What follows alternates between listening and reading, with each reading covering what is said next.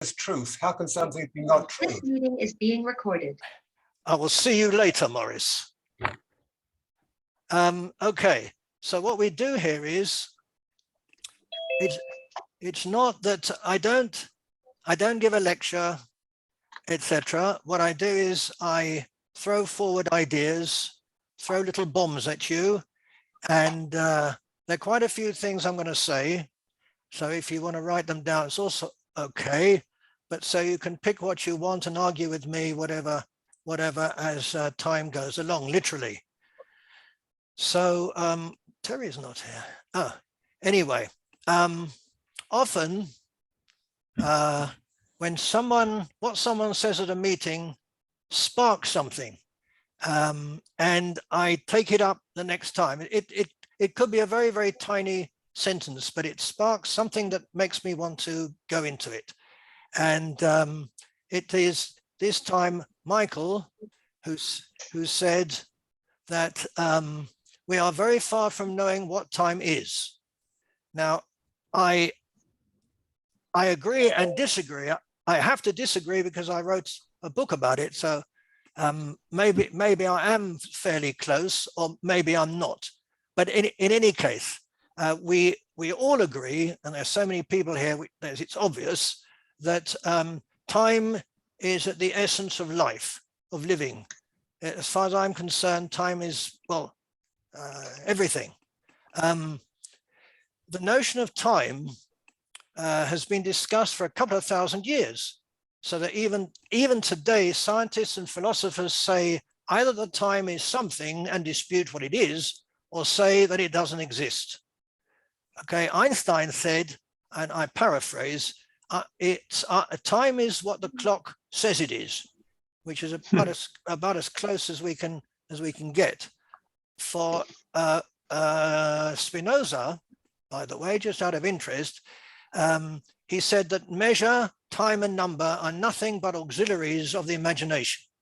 He said they are useful fictions which help us navigate the world, but they are also misleading notions which appear to us as belonging to the real furniture of the world, while truly they are mere abstractions.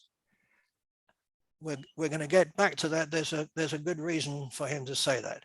In his seminal article of 1908, The Unreality of Time, J.E. McTaggart presented a powerful argument in favor of the claim that fundamental reality neither contains temporality or provides proper grounding for temporal relations. In other words, there is no time. Well, I dismissed that instantly, even though he was a big talker about time, and whenever you talk about time, you talk about McTaggart. I dismiss it because could you repeat that quote, please? Oh yes, of course. Okay. You're talking about the McTaggart one, yes, McTaggart. Okay, he said he was in favor of the claim that fundamental reality neither contains temporality or provides proper grounding for temporal relationships. In other words, what he says is there is no time. Why I object to it is when he puts in fundamental reality. Anybody who's been with me for a while know what I think about fundamental reality. I don't think there is such a thing, for a fair reason that we can never get to it. And something we can never get to, as far as I'm concerned, is a very dodgy plane. So that is why I resist that. But anyway, we all know that time is relative. But folks, the first shock of the day, time is not relative. It is relative to people, i.e. different points in time for an observer. It is relative for us vis-a-vis other things.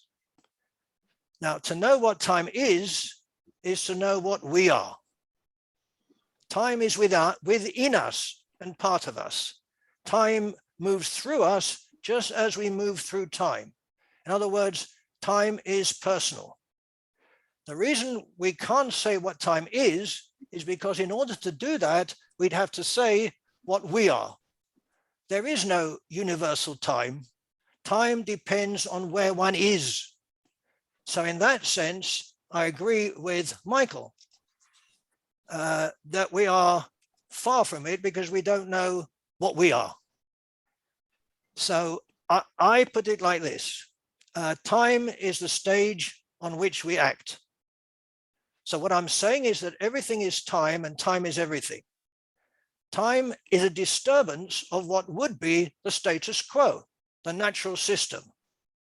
But status quo is a nonsense since it would be timeless. And so there is no natural system which would be an objective reality. So you can't have anything without time. So you can't have anything that's a natural system because it's got time which disturbed the natural system. Let me just read something to you from Heidi Julewitz in the book, The Folded Clock, a diary of 2015. Today, I wondered, what is the worth of a day? Once a day was long. It was bright and then it wasn't. Meals happened and school happened and sports practice. Maybe, and 2 days from this day, there would be a test or an English paper would be due, or there would be a party for which I'd been waiting, it would seem for years. Days were ages, love bloomed and died in a day. So there is no arbitrary point in time. Any point of time is where we individually are, and from that perspective, and since each point is in a different location within time, they are relative to each other. So when we ask, what time is it? We are asking where we are along the continuous change that is happening. Okay, I should point out, by the way, because I mentioned Spinoza before, I'm going to mention him again now. Spinoza advocated time as not being change at all. He denies the reality of time, change, and plurality. Infinity, which for him was nature and God, is only the absolute affirmation of a thing. Consequently, only the unmoved unity. So since it works that God and nature and we are one, and God does not change, therefore we don't change either, and time doesn't change. That was him, but that's not the way I think. So I'm now going to spend about 2 minutes putting forward my theory of time. I can only do 2 minutes, but I did write a whole book on it of 300 pages, so that whatever you hear now will be a really, really short version, which you won't like because it's too short. But anyway, what we think about time is that there is the thing that's been the past, and there what's going to come, which is the future, and in the middle we've got now. We've got the present. So I say no. Well, of course I say no, because I say no to a lot of things. But there is no present. There is no now. A look of shock in your faces. There is no now. If you think of now, if I go, that now is gone, you're never at the spot where I do this. You'll only be at it afterwards. Now is too short to be anywhere. There is no now, there is no present, there cannot be. As soon as something happens, it goes into the past as a memory. You remember that, and you remember a lot of things, but the present, what you think is now, goes into the past, becomes our memory, and as our experiences go on, they join that memory to form more memories. So memories are being changed all the time. That explains why we don't remember the same things. It also explains why there are false memories. Things keep on coming in. So the past is not the already, and the future is not the not yet. The present is not the happening now. We're in a constant and continuous change. Okay, Now duration. Now time takes time, right? Now doesn't, right? How long do things last, and how can they be now if time takes time? Sorry about the so for now to exist, time would have to be durationless. Now, if you are an existentialist in the mode of Sartre, the present is all there is. In his non-fiction book Nausea, he wrote this very nice little thing. It said, but behind the existence which falls from one present to the next, without a past, without a future. That's Sartre. The place I am and always have been is motion, constant motion. We don't feel it. Space and time continue to expand, stretching out, they say, like the surface of a rubber balloon.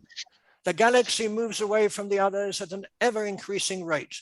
The galaxy spins in a spiral.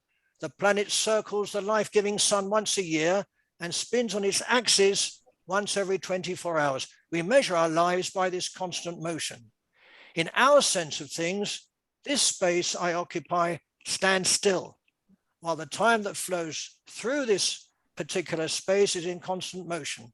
I don't feel that motion either. And that's why I feel there is now. But everything's moving around me. I'm here. So I believe. But I sense the movement of time through change. Now, change is seen only after it has happened. You never see change happening. We never see the sun actually setting. Have a look next time you see the sun, if you see the sun where you are, and you do not actually see it go down. You'll see it after it has gone down. There's this thing called the arrow of time, which physics very often say there's no necessity for time to move forward. Within physics, it can move back as well. Well, I don't personally buy it. We know that time moves forward, and the only thing we can do about it, it goes from birth to death. I mean, it doesn't go backwards. Unfortunately, it does not go backwards. But it's also circular. And this is a very big thing with Buddhists, etc., that there's circular time.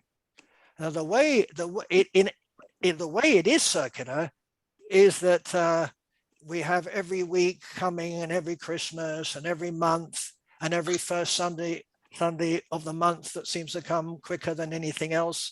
And we can look at time like the wheels of a moving object, where the wheels go round and round, circular, but moves a whole lot forward. That's how I see it. Okay, so we don't move from the past to the future. We move from our past to our future, which is circular within the linear movement. There is not the past. The past is memory. It cannot be anything else but memory. To say there is an objective past doesn't make sense, since everybody has a different memory and nobody will agree on what the past exactly was. So I need to ask, is time finite or infinite? Well, I will give my answer. First of all, let me say, if finite, there must have been a first event, which is a problem both for science and religion. If infinite, we are into mysticism and religion. Infinite is eternal. So my conclusion is that time is finite because we are finite. I hear the crash of broken cutlery. Time begins and ends with us. Our memories are often other people's memories. For example, dinosaurs. Now, I know we all think they existed, But we only know that by people telling us they existed by things they found. Okay, this is a sort of false memory. It's not our memory, it's somebody else's memory, or they told us about it.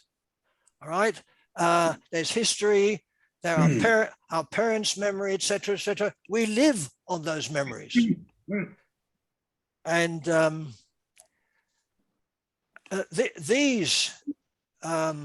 these memories allow us to imagine a future, a collective future. That makes us retroactively mortal, which gives us the false notion of forward immortality. We all feel that we're immortal, even though we're not. And while we live, we're living. It'll never not happen. We won't know that. So all is perception. How can it not be? Time as a mental state, it's what Hilary Putnam called functionalism. What matters about mental states is what they do, not what they are made of.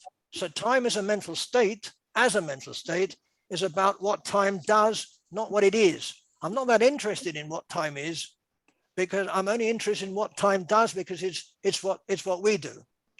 Okay, one goes to the past through one's memory. As I said, and this is important, there is no the past. There is only memory, which is the past, a changing past, an individual past. Different histories, memories lead to different outcomes. So each view of the world is individual, yet forms a collective, an approximate collective. Marx said, we are weighed down and hemmed in by a collective past, or rather, what we imagine our past to be.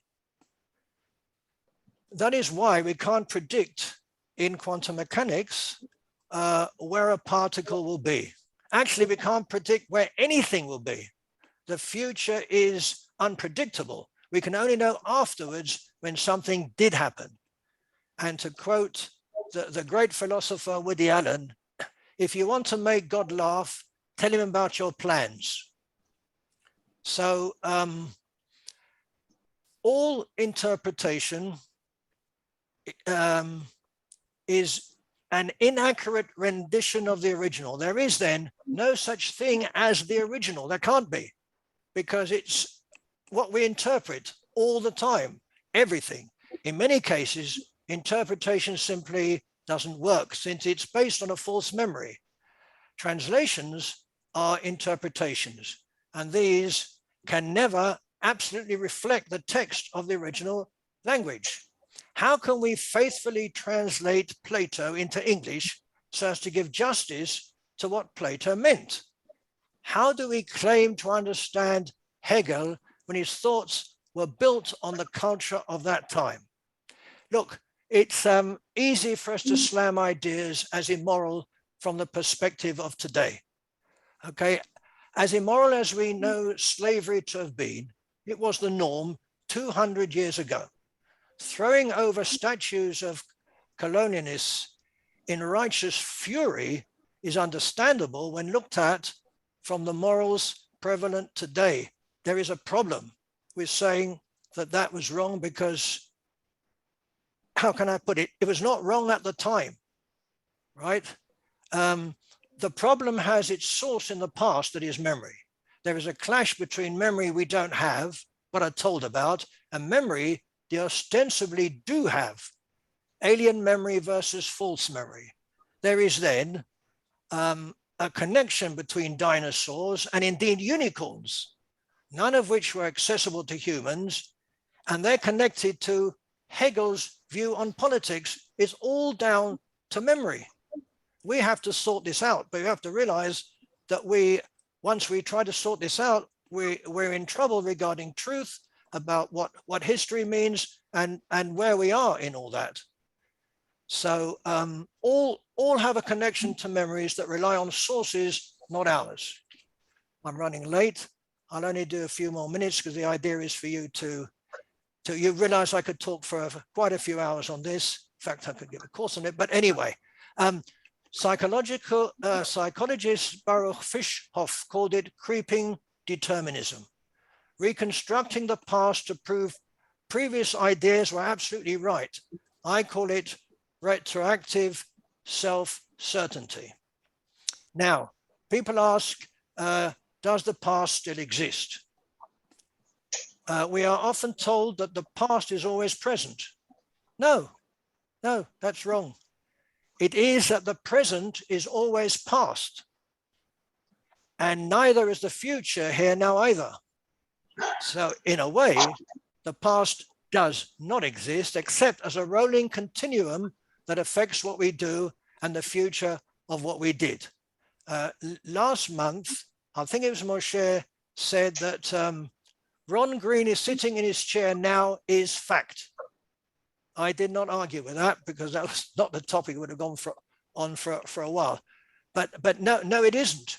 If you saw someone sitting in India, would that be a fact? Well, no, because he might have stood up in the time it took for the image to get to you. Or somebody landing on the moon now. No, that isn't now. It took a few minutes for the image to get through. And all of us are separated from everybody else through time. Okay. Everything that we see has already happened. But for us, it is all happening now.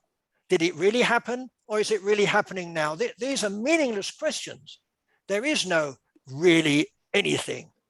If something happened in the past and you only know about it later, when did it happen? That famous tree in the forest. When you hear about it, when did it happen? Is Terry here? I don't see him. Sabina Hosenfelder, in a new book is coming out soon, called Existential Physics, The Scientist's Guide to Life's Biggest Questions, says, it sounds crazy, but the idea that the past and future exist in the same way as the present is compatible with all we currently know. I disagree, of course. For a start, there is no present. There is not one present according to Einstein's special theory of relativity. The present is where it is, wherever you are, according to an observer. Secondly, the past is more real than the future. Predictions are expectations that create our reality. Our world then is based on what we predict will happen. But that prediction is based on what had happened. And while neither the past nor the future are real, the past is the only one of them that we had ostensibly gone through, even though it wasn't an objectively real past.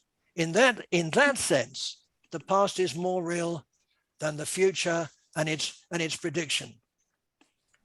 I'm going to stop any second. I've got lots more to say, but just a couple more words so you can go for me. The future, as I said, depends on the past. Michel de Certeau, who in the practice of everyday life claims we never write on a blank page, but always on one that has already been written on. In his lectures on literature, Nabokov writes, the pages are still blank, but there is a miraculous feeling of the words all being there, written in invisible ink and clamoring to become visible. I'm going to have to leave out the plant and babies, which I'll get back to because somebody's bound to mention both of those or none of them. I want to mention very, very quickly the topic of time travel. And I just want to mention something that we hear all the time, which is completely not right. And physicists tell us this all the time, that when somebody travels close to the speed of light, his clock slows down. That is not true. They've missed out one important thing.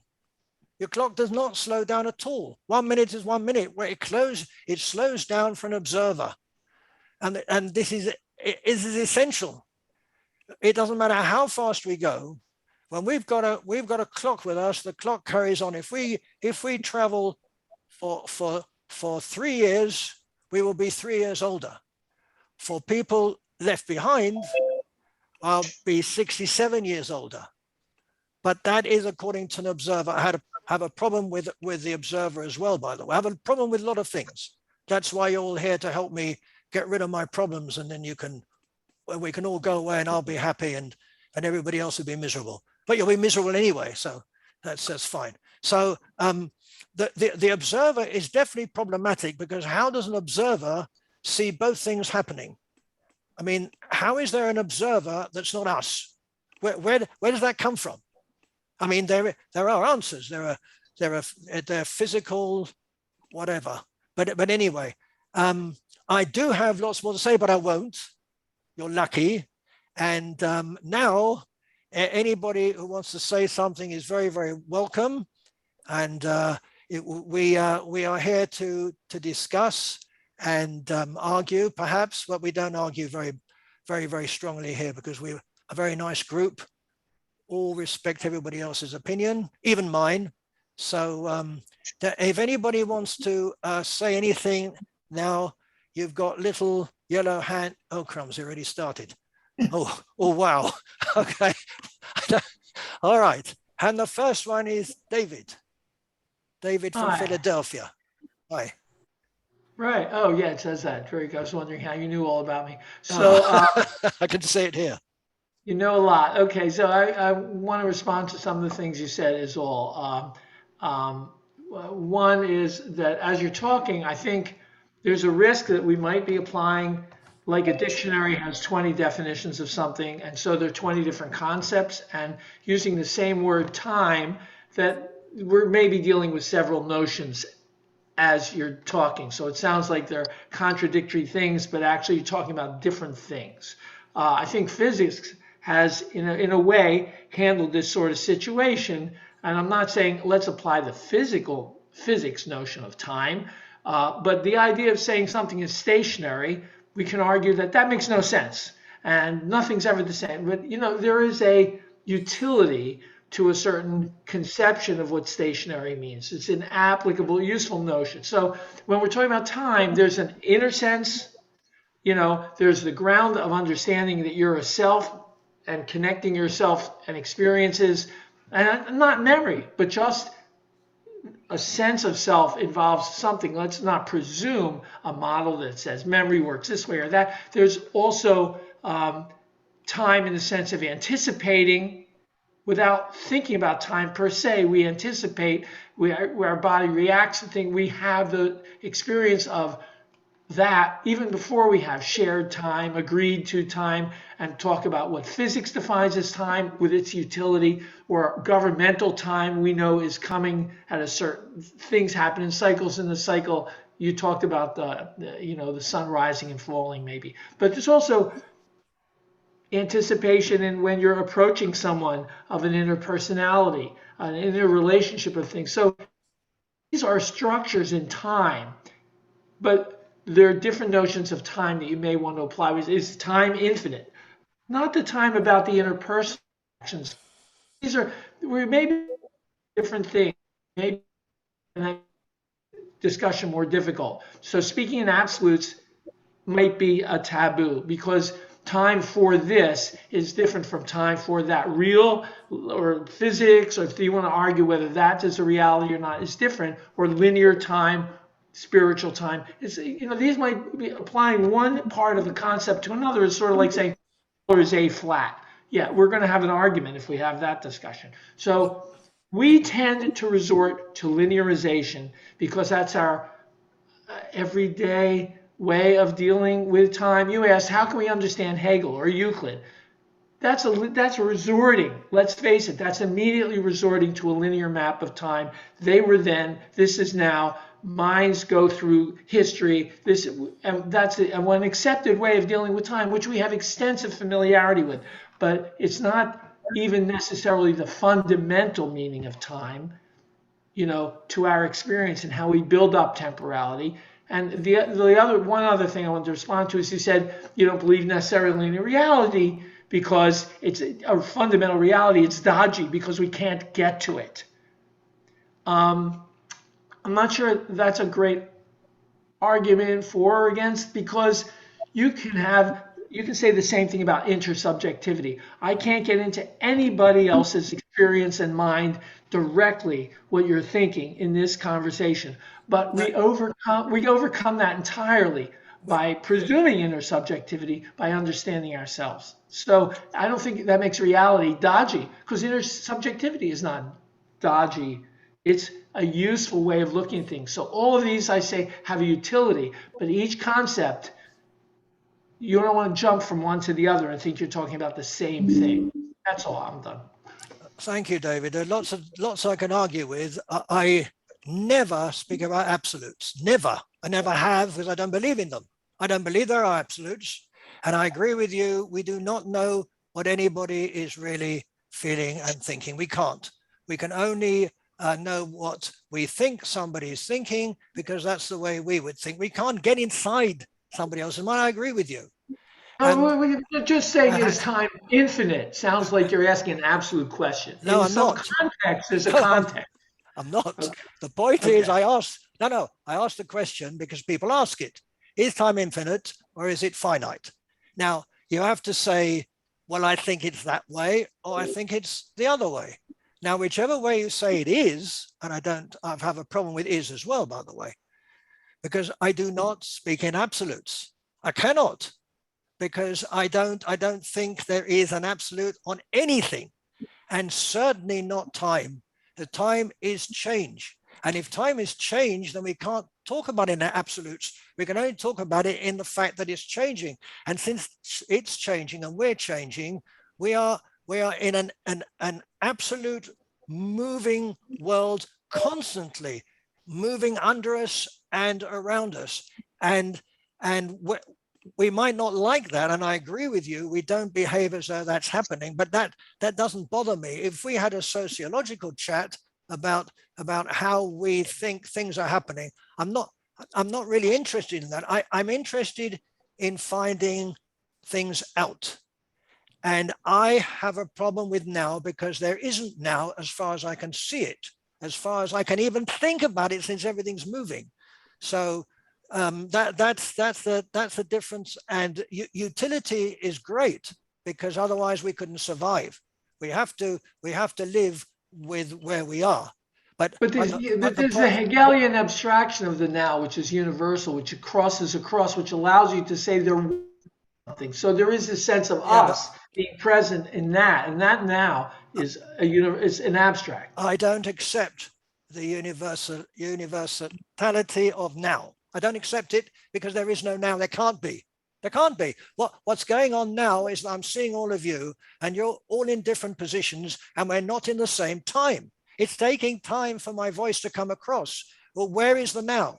But you're hang on. switching between No. you're switching between Okay. the personal now and the temporal clock on the wall.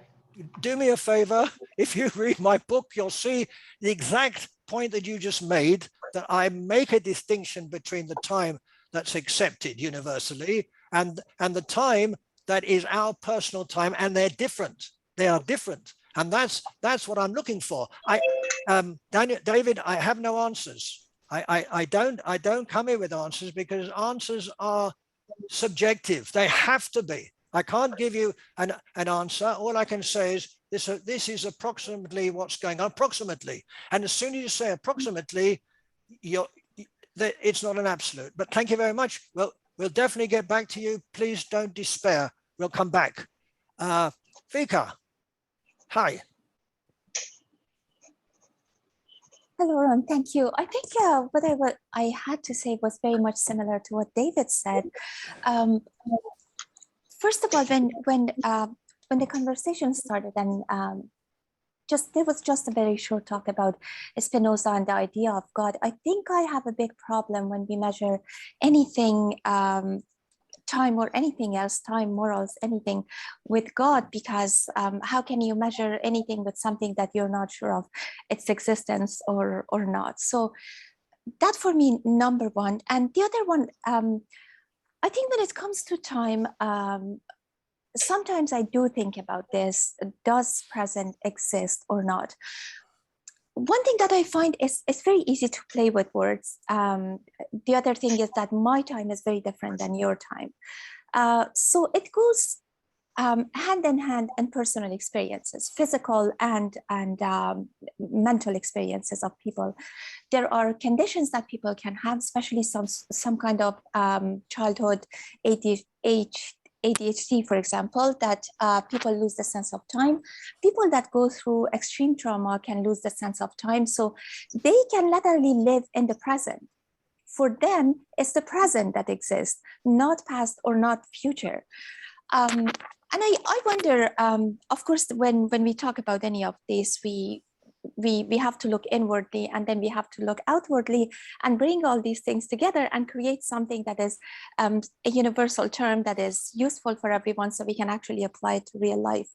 But so what I'm trying to say, it's it becomes very difficult with if we use the terms, use the words, and we separate individuals' experiences, individuals' conditions, individuals, and that comes in any way. It comes with, some of it comes with our genetics, some of it comes from our environment, from the experiences. Some of it comes from the earnings that we do in learning, because we can actually, as you were talking about memory, we can think about knowing things that we know, and but our experiences, our real experiences, would be different.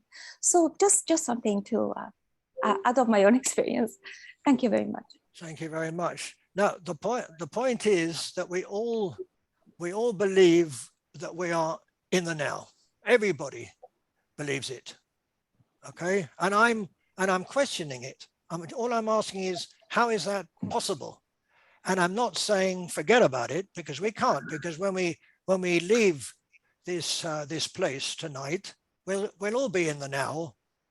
But in fact, no, I don't like to say in fact, but I'm just wondering, if we think about it, what it means to us if we think that there is no now. It doesn't make much difference to us the way we live, right? I accept that.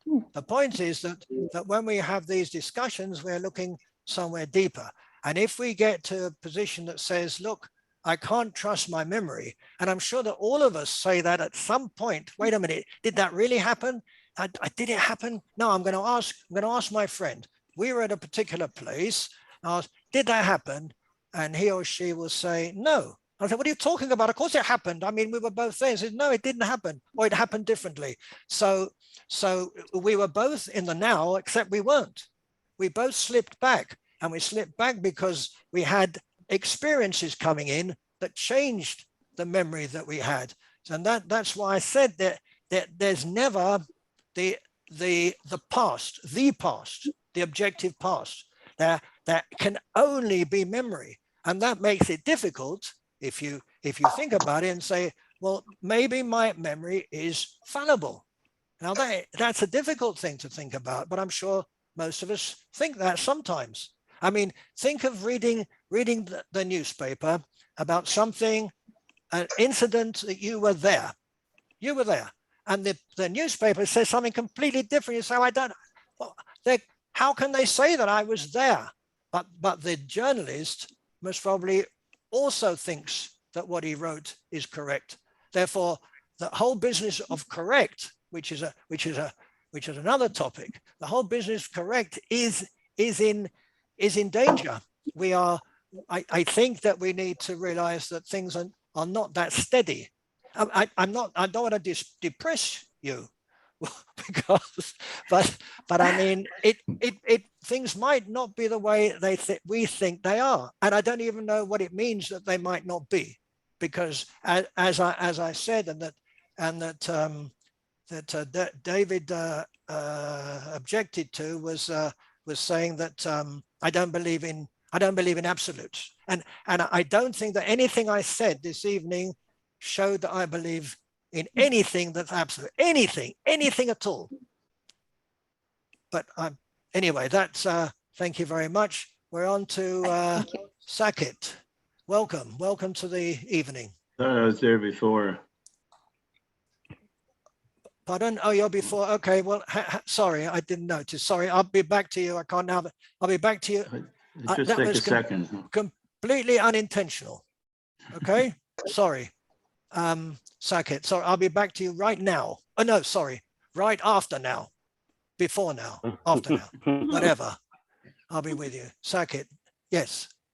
Okay, so before talking about time, I would like to point out uh, the center, the observer, which is observing the time and the happening, and I question that, and I think that observer is trapped in the time. In fact, I would go to further extent and say the observer is the time. And my question that I ask myself, then what is that observer?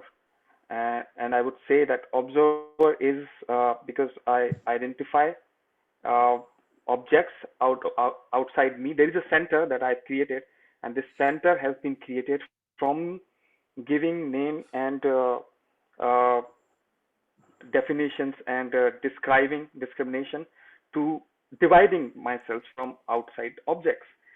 And that's how this observer and everything that has been observed in physics, all the knowledge that we have accumulated is the observer. And from that center, we are observing, like things are being observed. So I question that, is there an observation without that center, without that knowledge? And with that observation, then is there a time? Because time is a movement of change, what was before, what is now, and what will be.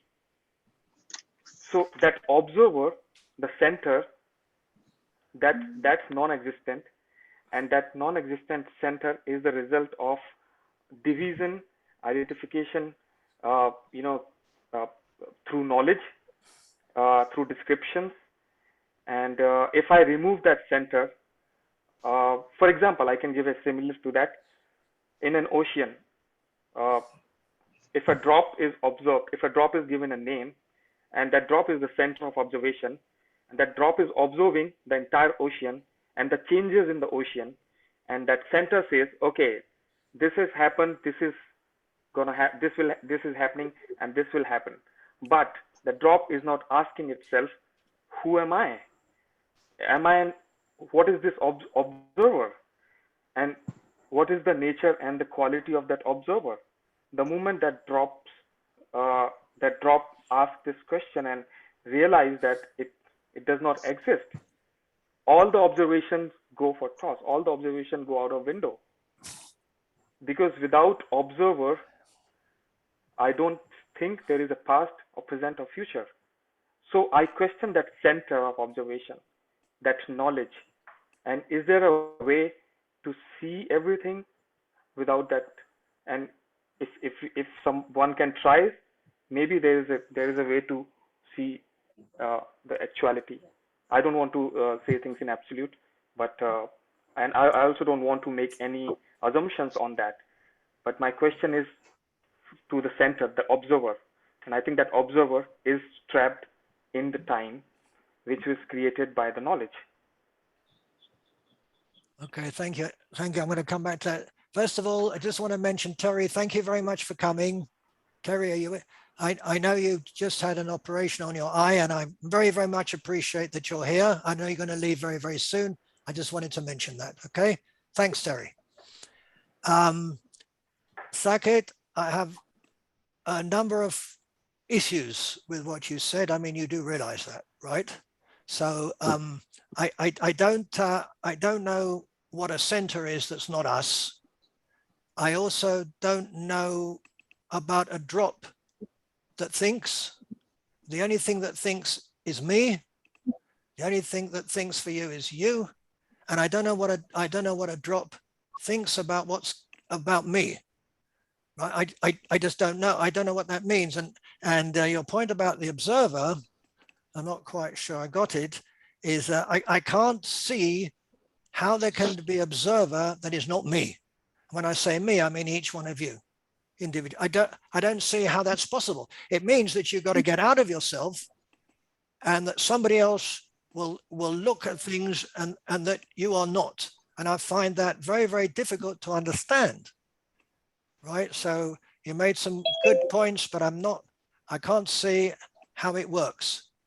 Ron, just want to make one Yes. point. What do I mean by center is the collection of all the knowledge Oh, and everything that we know, and we measure things from that knowledge, and that's the center, that's the drop, that's the me I'm talking about. And it's not like you mean I'm not there's a general knowledge that everybody knows? exactly that collective experience knowledge, that's the center, and from that center we are observing, and I'm asking, is there a way not to use that and just observe without that background, without that collective knowledge, collective experience? If I say to you, I don't believe there's such a thing as collective knowledge, what would you say? The entire physics, then you are denying the entire physics, you're denying the entire human experience and the Really? history and philosophy. I'm Yeah. denying physics by saying there's no, yeah. Because that's a collection of entire, all the people that they have collected their knowledge, their experience, experiments, and they put together and made a subject, and that's the center from where we measure everything around us. Are you saying that knowledge can't disappear? I'm saying knowledge is non-existent. Knowledge is something which is we are using for our convenience, and we think it's real, and that's the center of all our experience. No, but can knowledge disappear? It can, definitely, and Well, it does in 24 hours of time. Correct. I think 80% of the time we are not even using knowledge. We're lost. But if some people's knowledge disappears, what happens to the rest of it? It's a trap. Knowledge is a trap, and we all are in that trap. Some people manage to get out of that trap. I don't know how. I don't know what are those movements when it happens, but I feel that that's the movement of liberation. I prefer my liberation to be knowledge, not to get out of it. But that's just me. But anyway, thank you. That's very interesting. We're going to get back to that. It's a different slant on what we're talking about. Thank you very much. We'll be back. Daniel, sorry for that. Your turn. Yeah, no, Ron, I wanted to thank you for a brilliant analysis of Putin and the Ukraine situation. It was very informative. The point I'm making is that anybody here disputes that you just tried to elucidate the concept of time. I don't think there's anybody in this room that would dispute that, even though we can argue that's in the past in some sense. So there is a real sense that we in a conference of time.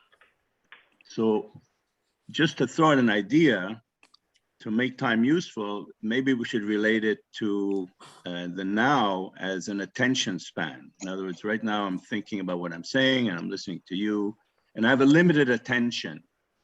And that may be a way of thinking about the now is what I'm attending to, and give it some real sense or concrete sense, just a thought and idea. Long-term memory would be the past and disputed, what aspects of that event you remember and what you focus on. But nobody here can deny that you spoke about time. We are speaking about time, but we've taken different aspects of it or paid attention to certain elements of what you said. But there is a sense of now in this room, in this Zoom.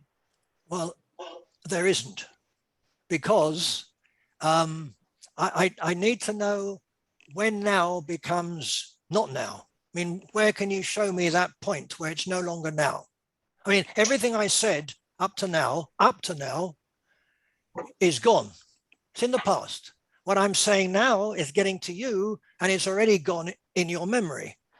And tomorrow, if you speak to everybody here and ask exactly what happened here, you'll find that everybody has a different memory. They will point at different things. It's what you said. We have different aspects, and the different aspects are the different way of looking at things that are memory. But to say that there is now, and I don't know where that is, because everything that's happened is gone, has gone in the past. And where, at what, I mean, is there duration? If there's duration, then there's no now. And if there's no duration, then time has no duration, but time does have duration. So where is the now? I'm with you 100% that we all believe and act as if there's now. But now could be 5 minutes, could be 10 years, could be a millennium. The now, the last 100 years is now. So basically, we're not saying anything.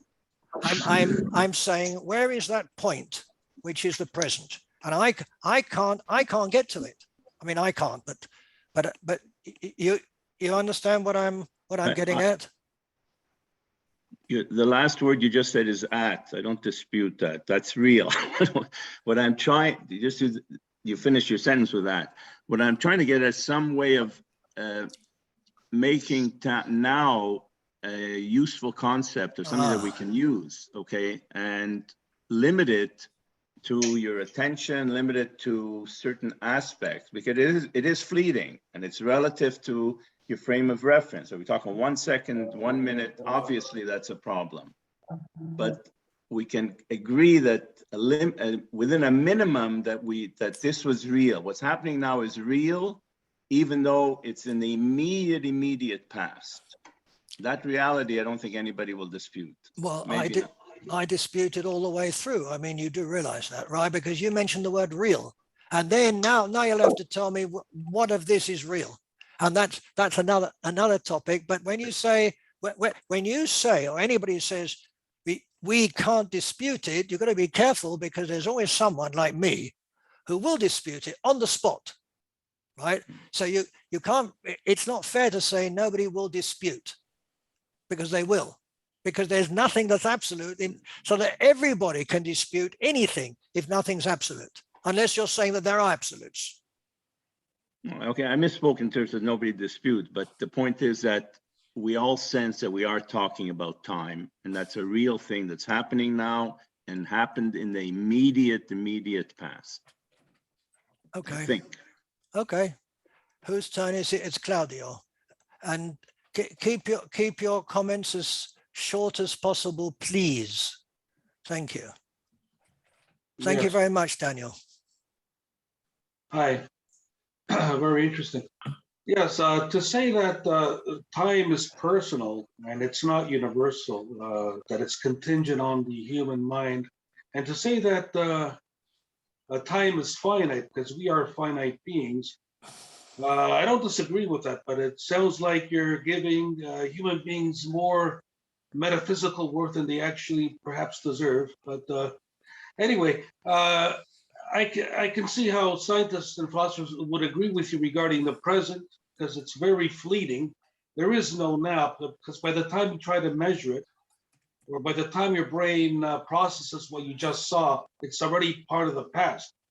Yeah, that's it's difficult to argue against that. I won't try to. I agree with that.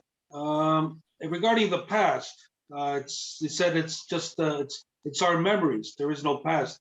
It's and that implies that it's fallible and it's subjective, right?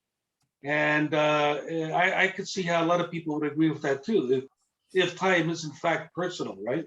It's something part of the human construct, because the arrow of time marches forward, right? Things come into existence and then things go out of existence. You don't see things going into reverse. Although there are scientists now that are working on the reversing the aging process, right? So the arrow of time, because it's linear, quote, linear, the past really doesn't exist except in our memories. And I would agree that it's fallible, that it's subjective, because let's just take one example very quickly. You try to remember things from your childhood. Let's say an event that happened along with one of your classmates. Now, if you take subsequent, if you think about it many times over, each subsequent time that you think about that event, it changes. It's not the same. And the same goes for your classmate. And his memory and your memory about the same event will differ as well. So it's very fallible and it's also subjective. Also, the feeling of time, the duration of time, is also variable. It changes. I'll give you an example. Two people at the same airport at the same time. Time might seem slower to one and fast to the other, or normal. So you use also the feeling of time, the duration, slowness, and let's say, how quickly it goes by. That's all I wanted to say. Thank you. Thank you, Claudio. Michael. Hi, Michael. I don't know you're there, you see. You promised. Yeah, Aha. yeah. I remember. Okay. Okay. I never saw so long line to speak. So you choose really the topic that strikes the nerve. But anyway, I'll try to be quick, but I have to leave in about maybe 40-45 minutes, so maybe I will not have another chance. So let me just give you a few points. So first, as you probably know, I take even more radical position regarding the nature of reality and objectivity and so on. I realize that for me, as probably it is for you and for everyone, the only window or the only gate into what we can call reality is our subjective experience. And there is nothing else that we can know beyond this. But the feature of my experiences, probably of yours, is that I feel that some things are internally consistent or some things are not internally consistent. And so I accept those that I see that they are consistent and I don't see any obvious contradictions between them as my tentative notion of reality. And if this reality includes other things and other people, then again, tentatively, I can accept that this is some sort of third reality. Again, I'm fully aware that it can be simulated reality or it can be just my subjective experience. But in order just to have a conversation, to have a discussion within this tentatively accepted third reality, I have to accept the fact that there is this third reality, at least for me. And if other people are real within this reality, then they also have to accept this, at least tentatively, for the duration of the discussion. Otherwise, it is not possible to have the discussion. And within this discussion, we have at least tentatively accept that there is something that constitutes the subject of this discussion. For instance, we are all here at this meeting and we are all talking or discussing the notion of time. And without this, the discussion would not make sense, right? And it would not worth our time, pun intended. So now when you are saying that say the now is not real, it does not exist, or it is less real than the past, well, I guess you could argue both ways, but in order just to start this argument, we have first to agree on our definition of our procedures, how we define the reality of time, the reality of now, and so on. And if we skip this step, then the further discussion will probably, we can discuss, but we would not agree on anything because we may be talking about different things. And even within the physics, and that's why I said that we are probably very far from understanding the nature of time. And the reason why I said this is that even in physics, there are different definitions of time that empirically they seem to be consistent. But why? This is a mystery, because they are starting from very different assumptions, different starting points, And why should they be consistent? I personally don't understand. For instance, the simplest is what Albert Einstein suggested, that the time is what we measure using our clock. Okay, that's fine, but that's fine only in our classical reality and only if we agree how we design our clocks, how we synchronize our clocks, and our clocks are inherently microscopic objects that we can use only in microscopic reality, in classical physics, or in relativity. We cannot talk about relativity without accepting this clock, right? That we all can agree on what clocks show. This is the time, our local time for this. No, I must argue right here with you. Sorry, because no, a clock is never wrong. Never. A clock is not something that we can look at universally and say this is the time. That's exactly what Einstein said. That if my clock with me is right for me, and that you sitting next to me, although we won't see it, our clocks will not be exactly the same. They can't be, because mine is for me and yours is for you, and this mystical observer will be able to see that they are different. So I disagree with you about the clock is a clock. It's not. But that's what I said, that for me, as for an observer. Okay. So for another observer, it can be different. Okay. But in order to say whether they are different or the same, we have to agree first on procedure of synchronizing the clocks. How can we compare? No. Right? No. Because otherwise it's meaningless to say whether they are right or wrong. No, because I can't synchronize my clock with yours. It's impossible. We're in different places.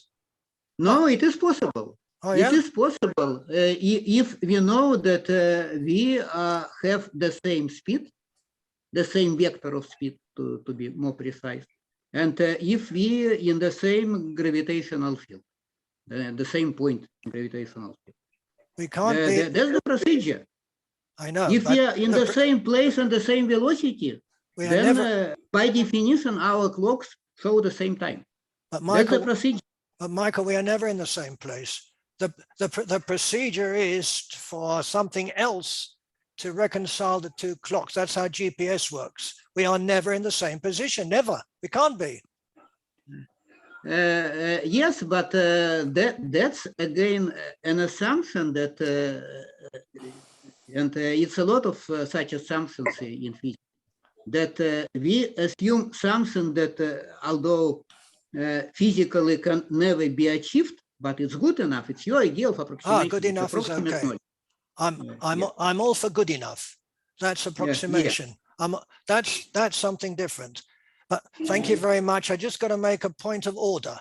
I realize there are so many people. I've got two screens. When I went onto the other screen, there are a load of people who do not have their videos on, and I insist that you put your videos on. Mike C, Anne, Sue Turner, Joanne, Brenda. Good. Human being. James's iPhone. James, are you here? I haven't seen you yet. Val. Yes, I'm sorry, I was indisposed. I'm just going to reconnect with my computer. No, there is a reason for my insistence. It's a very sad story, something that happened right in the beginning. So please put them on, because it just makes it so much nicer that we can all see each other, even if we disagree, which we don't do a lot, but quite often. But it doesn't matter. Brenda and Val and Sue. Olga, I know you're there. I saw you for a second. So thank you. I'm going to go back to the other screen. Hi, Ron. Hi. My connection already twice dropped today. I know. Just because that's everybody on video. So I'm not sure how long I could be on video. It's okay. It's okay, Olga. I know you've often got problems with your connection. I can see that's fine. It's fine. It's just that it's so much nicer we can see each other. That's the beauty of Zoom. So Ron, what is the title of your book? Time to Tell, a look at how we tick. Oh, yeah. Thank you. Good, good. Right. And those who've spoken, please put your hands down because I'm going blind here with hands. They're all over the place. Put your hands down so I know where we are. We're with Richard. Yes. Okay. Welcome, Richard. Right. I'm not particularly a scientist, and so whatever I say will probably sound very simplistic. Nah. But it seems to me we're running into several category mistakes, not necessarily with Ron's original thesis, but with the way we view reality, which rather adds to what he was saying. In my opinion, it's parallax. We all stand in different positions, and so therefore we see the world in a different way. I would like to say the problem is humans don't think. Okay, maybe if you think in maths, maybe if you think in physics, you'll get closer to the physical world, but we think in metaphor.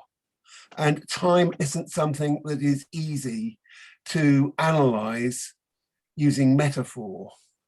And I was reminded when Ron was talking of the paradox of, I think it was Achilles and the tortoise.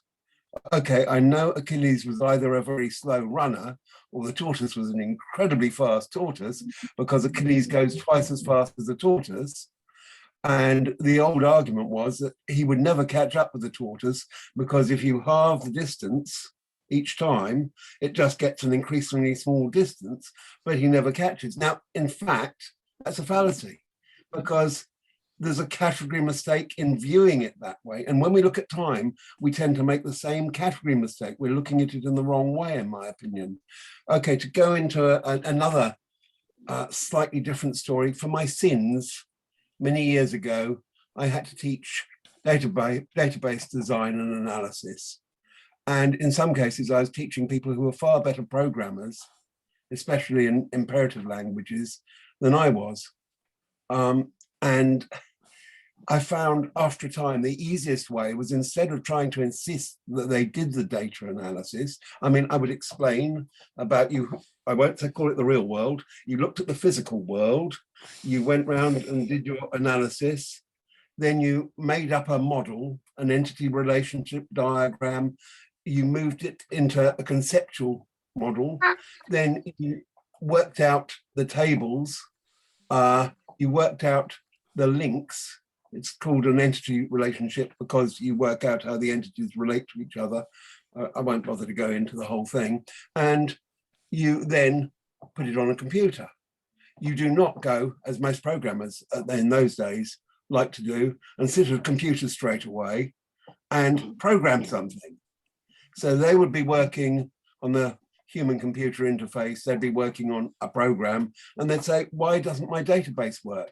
And then I'd say, well, you haven't done your database analysis properly.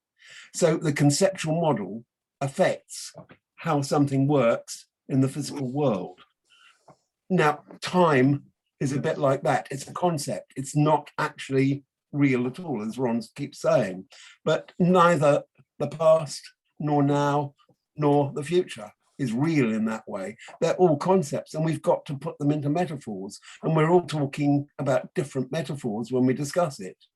And that's why science and physics and maths are so useful, in that they are, if you like, a common language, but they can't capture it now because it's so much richer. It's like people, once you put them into a database, say you take it as a breeding herd of cattle to make sure that the same bull doesn't inseminate his own daughters, his own progeny. Okay, so you've got your database of your herds of cattle, and the farmer can see which bull has fathered which heifers. It's not real, the database.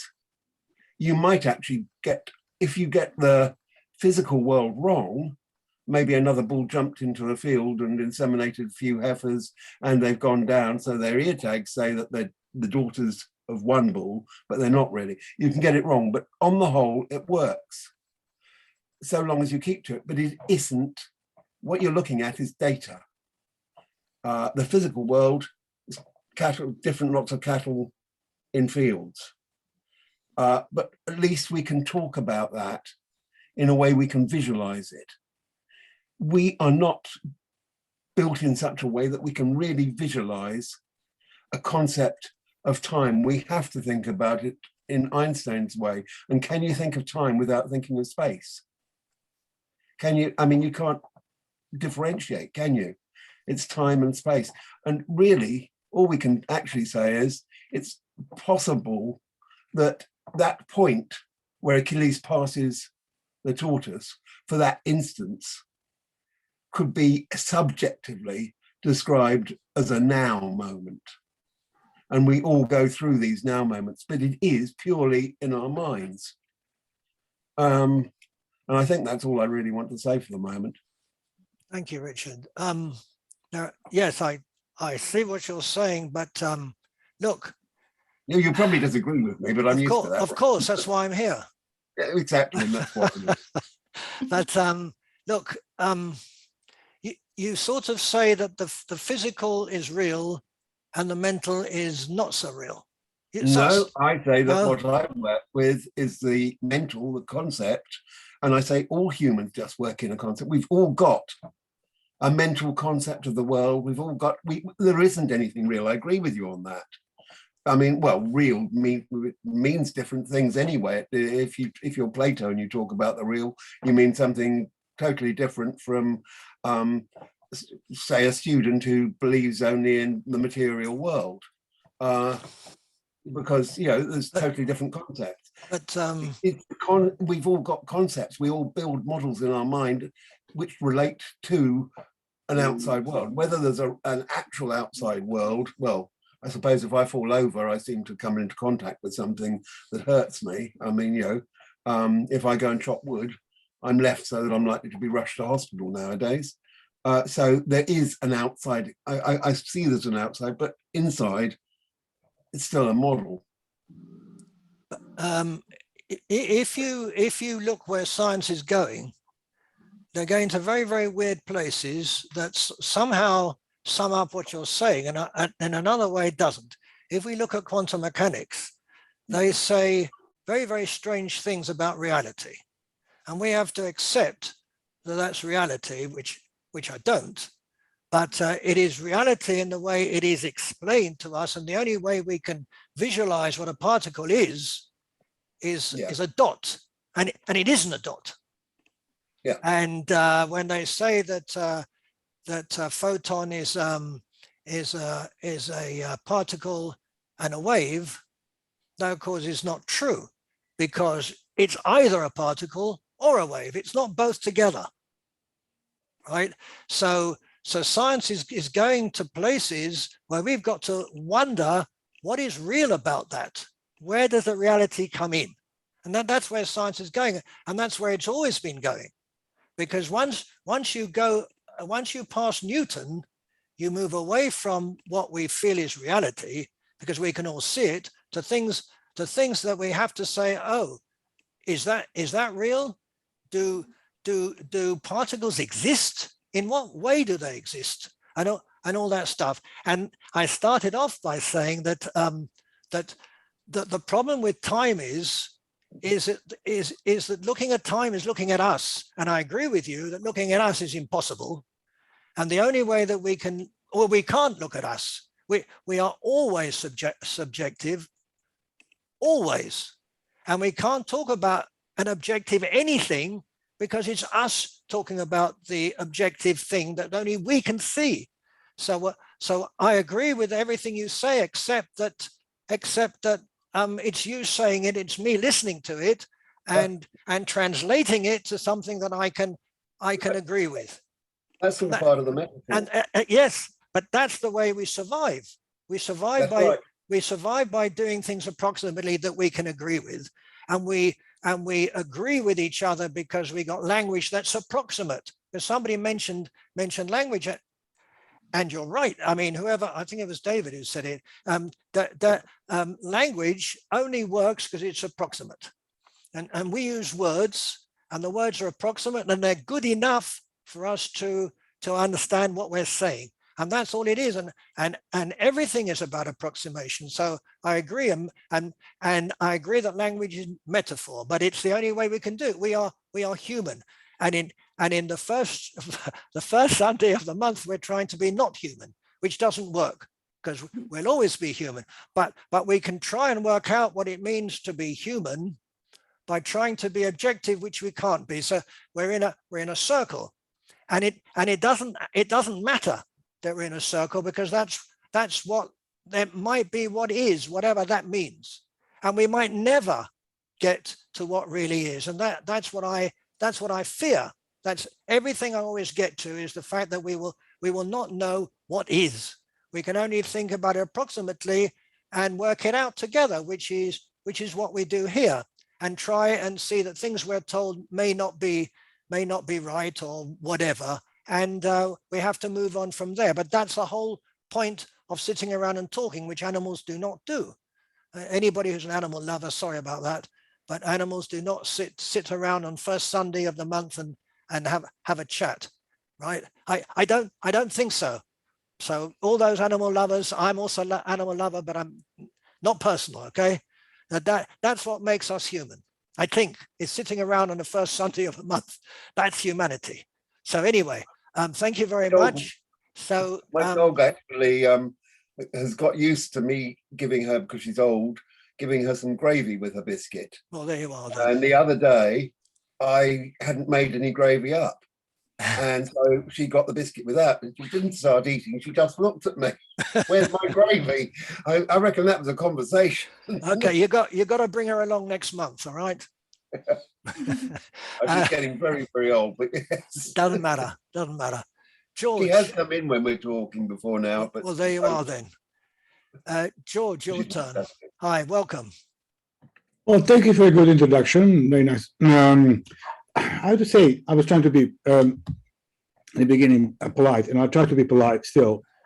Although I have to say, your reactions have been not polite, because you've been interrupting other people and simply not really communicating, but simply negating everything that has been said until now. At least just now, I think before this moment. This moment and before this moment, of course, yes, the question of now is another problem. But I would agree with Richard that yes, relational interrelationship diagramming is very actually good metaphor, very good model of thinking, of language thinking and language expression. So we're getting back to the language and relativity of the language modeling. And yes, we depend on the language modeling and the categories language has been developed or has been using, and these categories, or shall I say, this segmentation of the reality through categories, is always an approximation. And yes, all scientific models are simply approximation, and they're always approximation. They could be made better, but some models are very approximate, but they can still be applicable and still acceptable. And Newtonian models are still acceptable in some of the small universes, shall I say.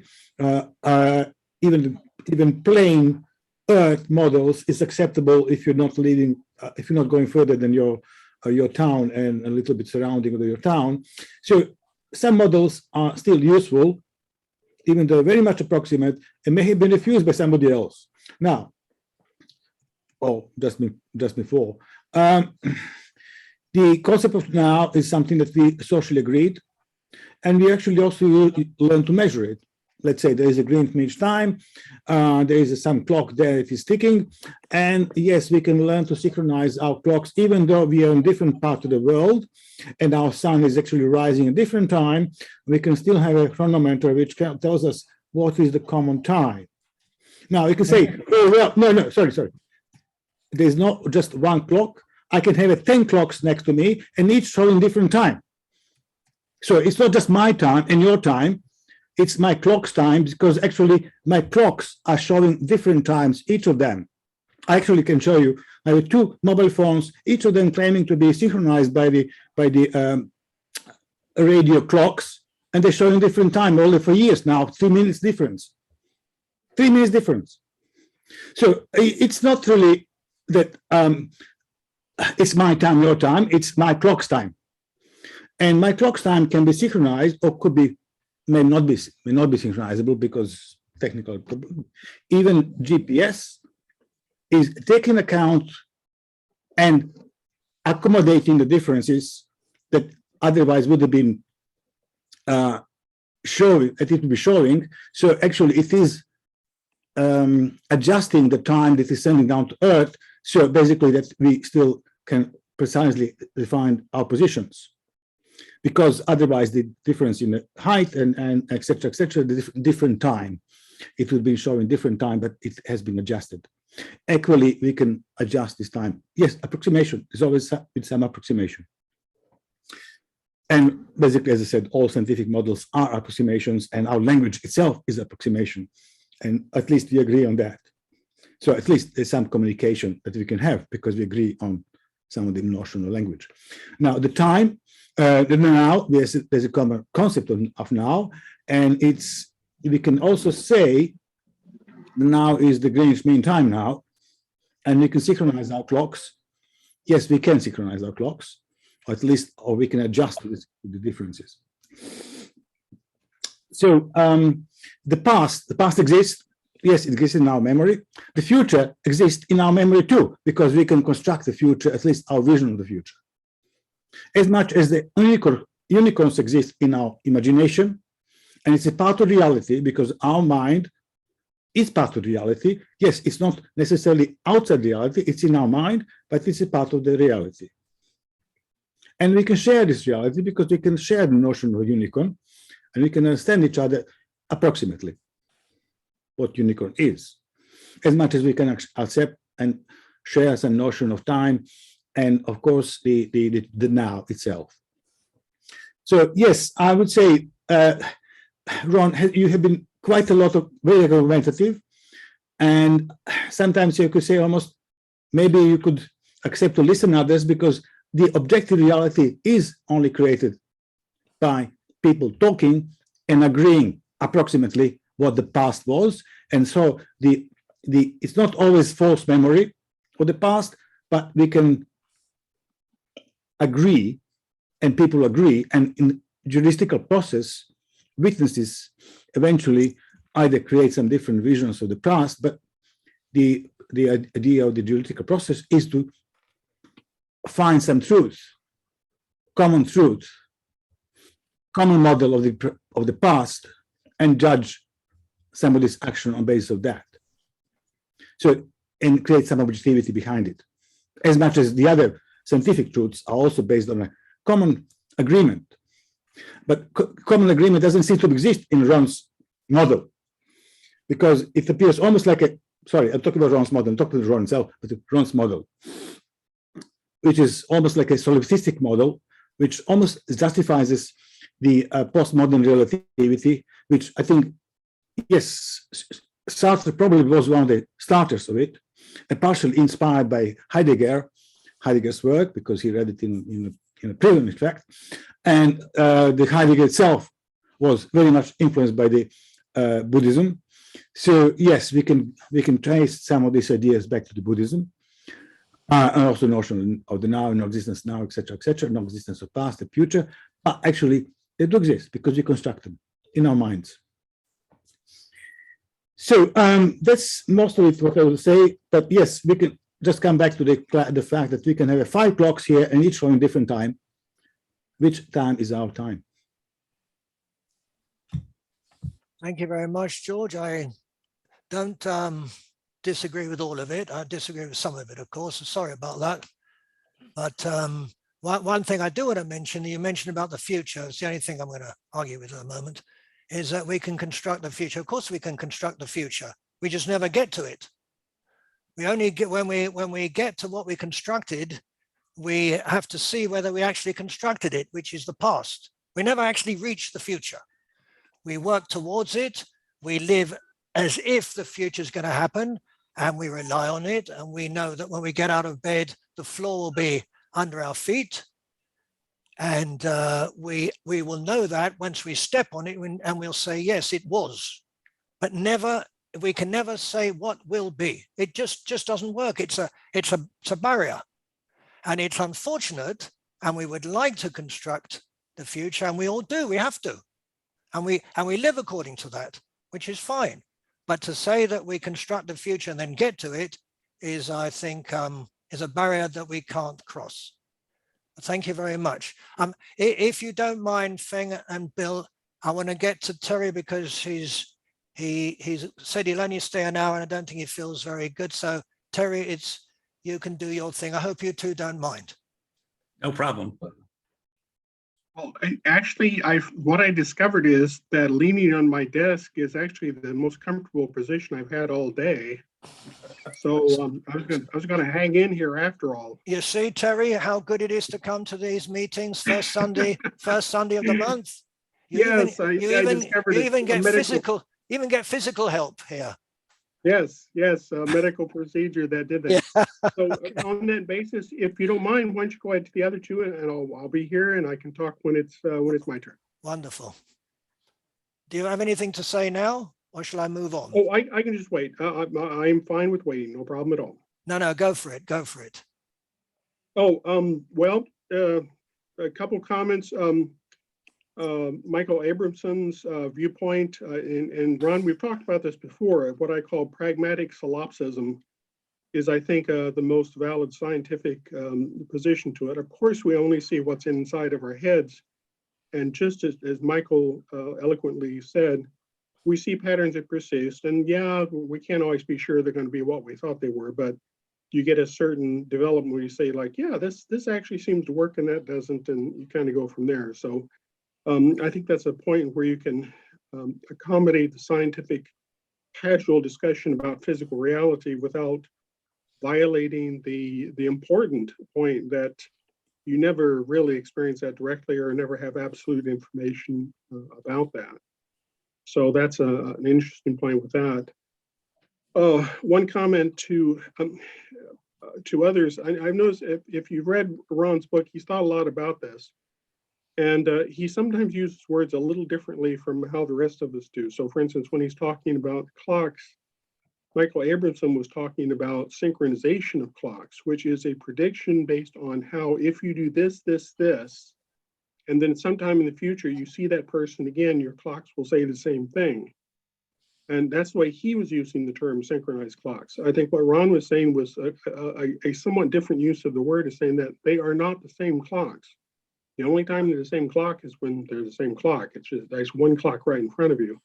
So I think there's a subtle difference in the terminology that leads to some of the disagreements about the use of that terminology. The other comment I think I was going to make is, and again, Ron and I offline have talked extensively about the early influences on Einstein and how he really focused on that idea initially of your clock is your clock and that's it and there ain't nothing else, and how profound that was. Minkowski weaned him away from that intentionally by construct. He was his professor. He was somewhat intimidating to Einstein at that time because Einstein had been thrown out of the entire academic community for his dumb ideas. So Minkowski had a lot of influence on Einstein and absolutely changed his direction into a belief in precise, infinitely detailed space, which then became Einstein's theme for the rest of his work. I really think that's unfortunate because I think Hume had influenced Einstein in a really interesting way that then kind of got abandoned, and Einstein never went back to that. And that way is one of really reemphasizing Einstein's original first thought, which was absolute relativity. Whatever you see, and Ron, I believe this is what you tend to say, whatever you see yourself, that's it. It's as real as anything gets. There's no such thing as it changing or altering or speeding down or slowing up. All those things are things that you get when you interact with other people, but their clocks are just as valid. Now, it sounds like a self-contradictory thing. What I find fascinating is, I think it's the other way around. The reason special relativity never gives up, why, no matter what energy they look at and anything else, is because space-time is constructed bottom up. And this is, by the way, this is I guess this qualifies as a heretical physics belief, but it's the theory I'm developing right now. All of space-time is built bottom up. It's not just there. There's space just doesn't exist. I would argue that the characteristics of space-time are so deeply tied to what we call the fermions, the particles that make us up, that you can't distinguish between them. And that's where quantum mechanics and general relativity parted ways. Until you realize that the space-time of general relativity is nothing more than an illusion set up by the particles on how they interact with each other, and therefore has finite resolution, you cannot put the two back together. So that's a theme I'm, for my own work, hitting on pretty hard these days, is that that's the breaking point. And it comes in through some very specific mechanisms that have to do with acceleration, formation of pairs. Ron, you also said at one time that, it can't be it has to be either particles or waves. It's not either. I would argue against that. If you say it's a particle, that's one of the biggest fallacies of physics. Nothing is a particle. We never see experimentally see that. Yeah. We never see a perfect wave. They're all approximate.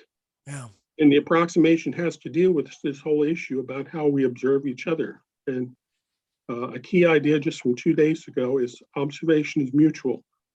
Every time you look at a particle, the particle observes you and you observe the particle. Until you get that concept down, until you realize that Schrodinger wave equations are two-way, you will never get this fixed. And it's a simple statement, and yet it's incredibly important to try and merge these two. Once you do that, the inertial frames become part of quantum mechanics, and all of a sudden general relativity becomes part of quantum mechanics, because inertial frames are the bridge between the two. And that's not been well recognized. There's an issue about on shell and off shell that you can get quite into a bit of detail. So sorry I'm going on a little bit. Just happens it's an interesting theoretical area that I'm working on right now, and I'm getting a little more adamant about it because at this point the two work together too well. So first time I'm talking about this publicly, but the idea of paired inertial frames are the same thing as wave collapse. We collapse each other. It's a simple concept, but you put that down, suddenly you can get a lot better models on a number of fronts. Standard particle model, special relativity, general relativity, and quantum mechanics all start to come together. Quite fascinating. It's a lot of fun. So I'm sorry, I went off on a very interesting, Terry. It says if scientists would think more about philosophy the way Einstein did, I think we'd be all better off. They've gone off into a tangent that's very, very strange to me. But I've had lots. That's my whole point in bringing this up, is because you know from our conversations, you're the one who put me in this direction. Oh, sorry about that. And I'm getting rather adamant about it, that this is how you actually fix this whole mess. So I'm trying to give you some credit here that the human influence philosophy makes a difference on that. And even though I don't always understand what you're saying and some of the stuff, I really appreciate the inputs in this, because I think I'm going to be able to make a little bit of hay with this approach, because some of this is getting very specific. I can start talking to you about particle chiralities, not antiverse, but a controverse, a verse where there's two universes, no multiverse. There's a pair of universes. The other one's a controverse. It's not an antiverse. You put the two in contact, go poof. Other things, the universe has much more finite lifespan than we thought. You want to hear you want to know what dark matter is? Dark matter is these unopened Schrodinger wave equations. You want to know what dark energy is? It's the field that separates two universes with that. You want to know where the different particles come from? They're different versions of short-circuited time frames going on with the same collapse mechanism. It works nicely. May just a quick remark regarding what Terry said. Okay. Before. Sorry, Feng. Sorry, Bill. We're coming to you. Hang on. Michael, but briefly, because it's a lot of science and not everybody understands what's. Yes, I am very quick, but this is what I wanted to say regarding these clocks, that that clocks that we are using in relativity theory, they are microscopic objects, and we have no time to measure directly the time in quantum system. So We just have the equations.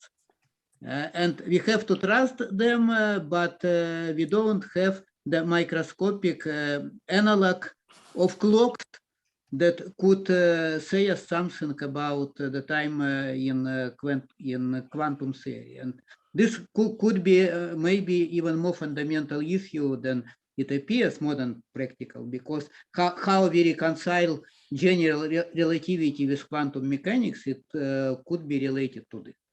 Michael, I am going to make one comment. And again, Ron, sorry for the going off the science thing a little bit. The mathematics are critical.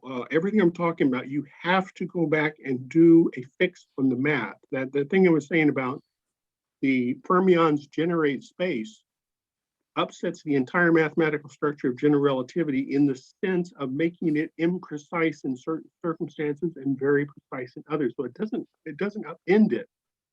But boy, does it change the predictions when you're talking about deep space, where they start talking about Mond and other things.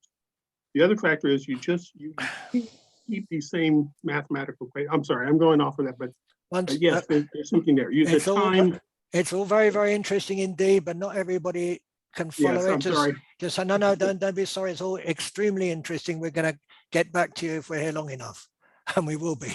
So, so it's going to be Feng and Bill and Moshe and Augustine in that order on the top of this screen that I've got here. Okay, Feng, thank you very much, both of you. Thank you. Feng. Yeah, thank you. Yeah, my phone was just dying, so I'm kind of trying to switching between computers and stuff. Sorry. So you were saying time and stuff. I'm saying you broke it down. It feels like you keep talking about how human experience it, right? And then there's the reality of how time works. So I'm just saying, if you're talking about self, the human, I think you're wrong. There's only now. There is no past, there's no future. That's the way we human experience. You can't go back. You remember something, you can't go back to that specific time, no matter how much you want to, right? So in the human sense of doing something, you only got now. That's the only time. Past is just what you remember now. It's a memory, what you remember now, particularly. It doesn't have to be true. It doesn't have to be just what you remember. That's the past of you. And the future is merely what you're doing and what you're dreaming of. So in a way, you can never go to the future or the past, but at the same time, you're always influencing this past and future in the time that we perceive it. So, you know, for future, yeah, you cannot arrive it, but the moment the action you're performing now will actually lay down the foundation for the future. It might not be the one you envision, but that is the foundation. That's where future comes from. Well, if we don't get to it, it's not the future, is it? I mean, you know, what is it? Well, that's what I'm saying. Past and future is relatively to you only now. Well, the time it's a construct you come up with, right? Because it's what you remember right now. If you don't remember it, did it happen? Well, how can I remember? How can I remember now? I can only remember what was, not what is now. What's now is now, but there is no now. So yeah, but you can only now remember. You cannot go past and remembering what was happening before. I can only remember what Terry said, which is the past. I can't remember what I'm saying. It's gone. I don't. Yeah, but you can only do something about it now. Okay, all right, we get past that. No, but okay, fair enough. Fair enough. Okay. I understand. It's it's a point of view that has to be taken into account. And thank you very much. Thank you. Bill. Can I just say one more thing? Yes. Yes. Sorry. Okay. Yes. Yeah, you were saying about quantum theory and stuff, but reality of quantum theory is simply a theory of we are observing and we're changing it. We're using quantum theory right now because all the computer part, you don't have the old 60 giant vacuum tubes and stuff like that, because we have used quantum mechanics into the little processor we use every way, because it says, long as you're observing and using it, it will always behave in the same way.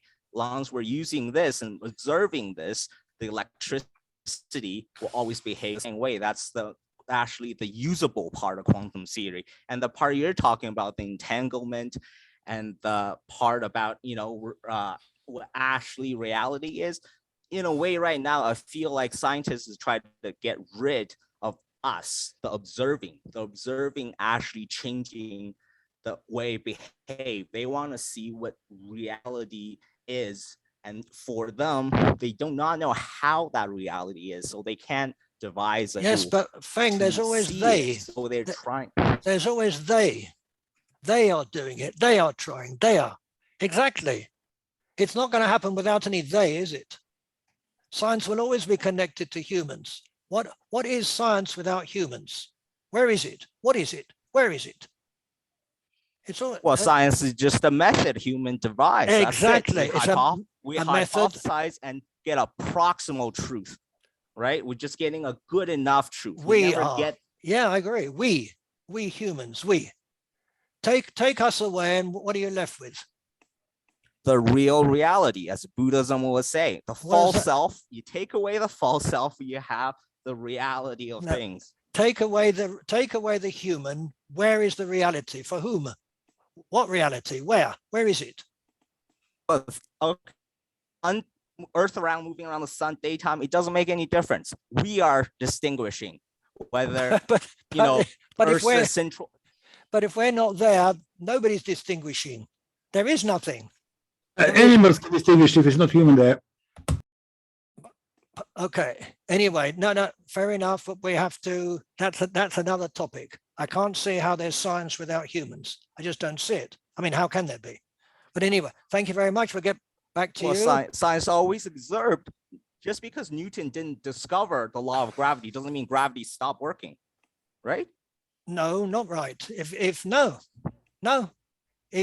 Newton hadn't discovered it, I don't know, we wouldn't be talking about gravity, would we? We'd be talking about what the Greeks were talking about.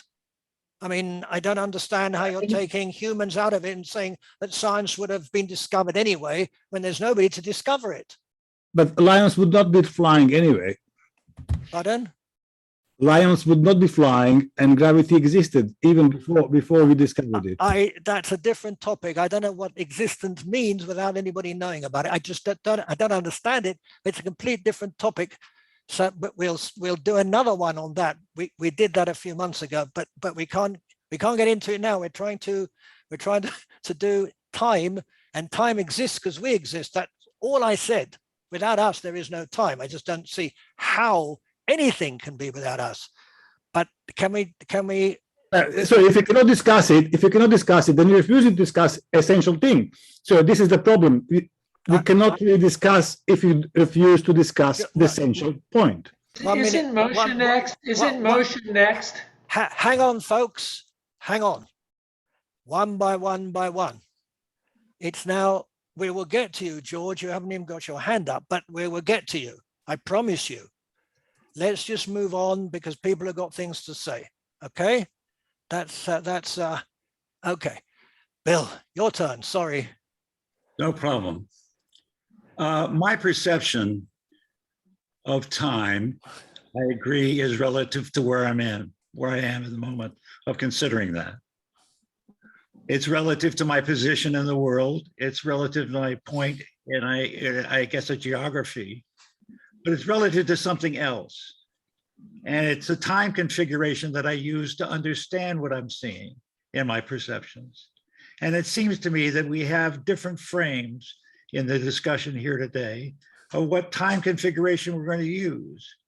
And what clocks do is not the same as what epoch measures do, or what writers who write novels do when they change time sequences in a book. They begin the story at the end of the story. They begin the novel at the beginning of the story. They can begin it in the middle of the story. And the idea is that we have multiple relatively different time measures. And they at work in concert sometimes, and they don't in others. But my point is, I think there's frame confusion here. There's frame confusion in the sense that I don't know whether you're talking about a frame that's what I'll call the existence frame, Ron. It's what we can't get to on the one hand, or whether we're talking about a practical, pragmatic frame like I would bring in this situation. Let me give you an example.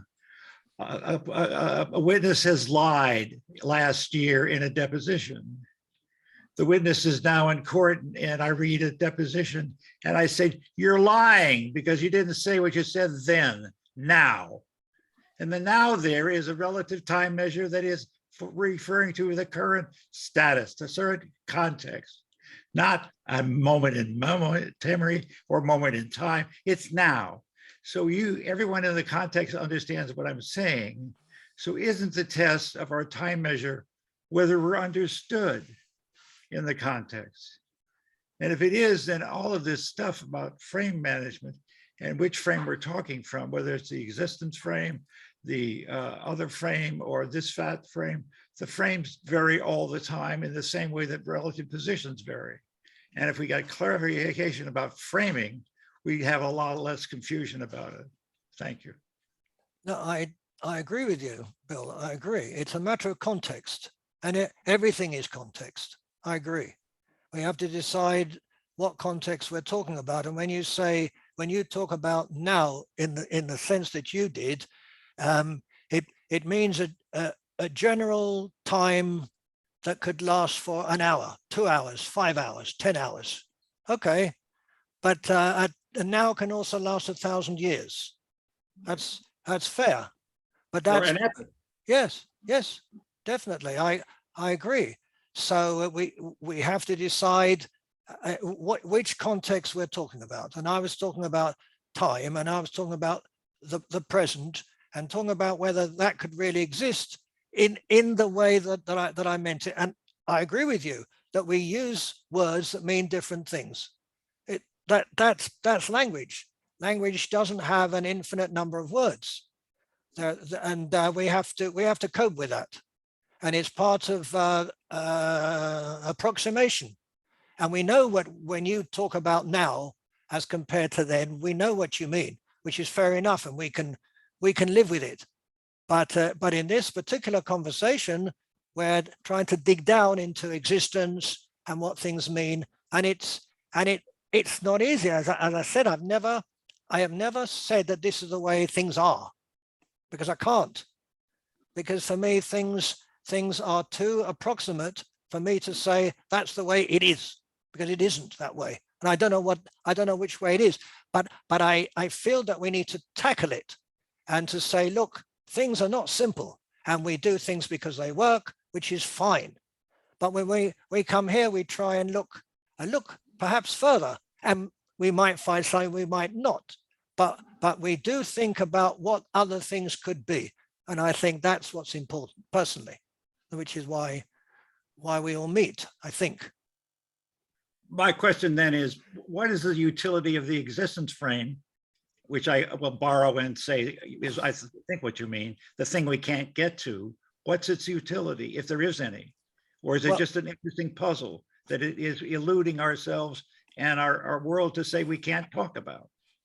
Is it the Wittgenstein idea, that which you can't talk about, you can't think, or whatever? Look, there are reasons to do exercises. Let me put it very, very crudely. All right, we can go through the world and watch celebrities and dumb television shows, and we can go along, which is fine. That's okay. But nobody who likes those things comes along on the first Sunday of the month. And there's a reason why people come here. And I don't think it's to solve every single question. There are things that we might not be able to solve. And facing that is very, very difficult, very difficult. That's why people believe in God and believe in saints and whatever, which is fine. I never argue with belief, by the way. There's no argument. So if you believe in a higher thing, then you have your solution, and you're quite content. Now, I don't have that solution, and I'm trying to find it, and I can't, right? And that bothers me, but it keeps on allowing me to continue. And it is exercise. It is exercise of the mind. It is, and that's not a bad thing, I think, because we're human. Exercise is good, Ron, and I agree. So we're at the bottom, we're all exercising our minds, and there's nothing wrong with it. Right. Right. And at one point we've got to say there are things we can't solve. There is no ultimate answer. There's no like the scientists are trying to find the theory of everything. They'll never find a theory of everything. They never will. I mean, they know that deep down, but they continue, and we all continue, which is fine. We're looking for something. We won't find it. Let's lean back and say we're not going to find it, but let's see what we come up with. We might come up with something interesting, but that's all it will be, because we will never agree. Never. We can't. Right. So that's what we're doing, and I think it's a good exercise, personally. Thank you. Thank you, Bill. Moshe, your turn. Hello, thank you. I'd like to go back to the proposition, Ron is sitting in a chair now. Okay. Okay. Now, I'm not talking about, my discerning or observing somebody in India, and I'm not talking about seeing your image on the Zoom, but I'm talking about your own experience, okay, or you're sitting where you are now and you're uttering, I am in the chair now. Now, you're entitled to, the question is whether or not there's that's a factual statement. If it's a factual statement, it's true. If it's a not factual statement, it's not true. And I think that you're not entitled to have private facts. Okay, it's either a fact that Ron is sitting in the chair, or it's not a fact that Ron is sitting in the chair. And I'm not talking about Ron in the chair at T1 and not in the chair at T2, not talking about things like that. But I'm talking about the truth of a proposition being a fact in the world, and the fact in the world is not something that can be private. Okay. Now, if that is the case, I take that to be the case, and I think that it would be difficult to argue that we have that we all have private facts, because I take it that that kind of relativism. I take it that that predicate relativism requires subject objectivism. That we all have to, there are no private facts, there are just public facts, and the propositions are either true or false because they base upon the fact. That being the case, I agree with you what you say about the future. We can't get to it. We can't talk about it. On the past, on the other hand, I think we can talk about it. We can have a meaningful conversation about whether or not the proposition sees across the Rubicon is true.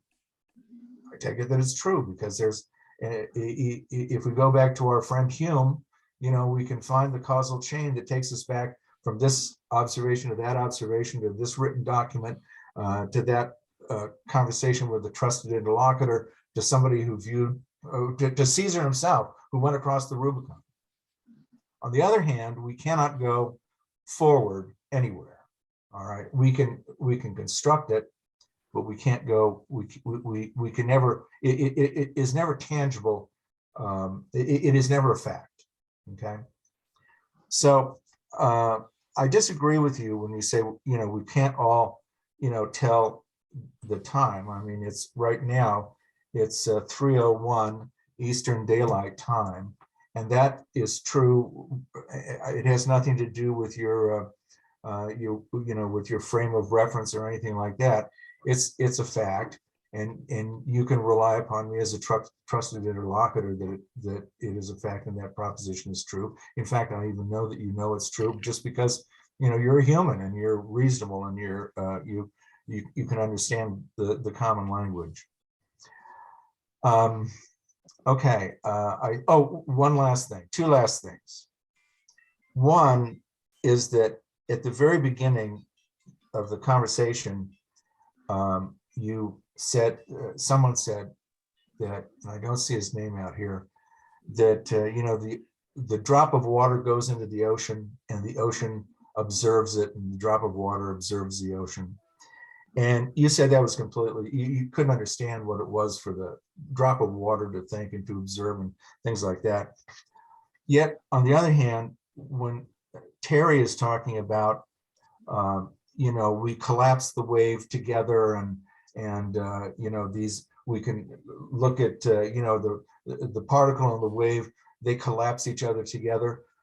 You seem to accept that as meaningful, but from a philosophical standpoint, you don't observe that either. Okay, so I was just sort of curious why you accept one particular metaphor, which appears to be sort of mystical, and another metaphor, which we all call, you know, science or physics, because I don't know if either one of them have, you know, the reality that we would like them to have. And the last thing, the first two things I'm sure you will comment on, but the last thing is that Kahiri is in the list. He actually should have spoken after George P., but I want to make sure that he gets in here, you know, because I understand on your screen things get all jumbled around, and that's perfectly understandable. And I love these conversations. I look forward to hearing your rebuttal, and I'll stay through the end of this, maybe even talk again, and absolutely see you next month. Thank you, Moshe. You always say something interesting. You always say things I don't agree with, but that's wonderful. I like that. I mean, you do realize that I don't agree with most of what you said, right? Okay, so that's the whole point. You know, I know. don't agree with most of what you say either, but we can have a robust conversation. I know. That's the whole point. We will tease out something, but it won't be the truth. Okay. We'll do the best we can. Okay, we will get approximately there, but we won't get to it because there's no such thing. But I won't go into that. Okay, but thank you, Augustine. At last, sorry for the wait.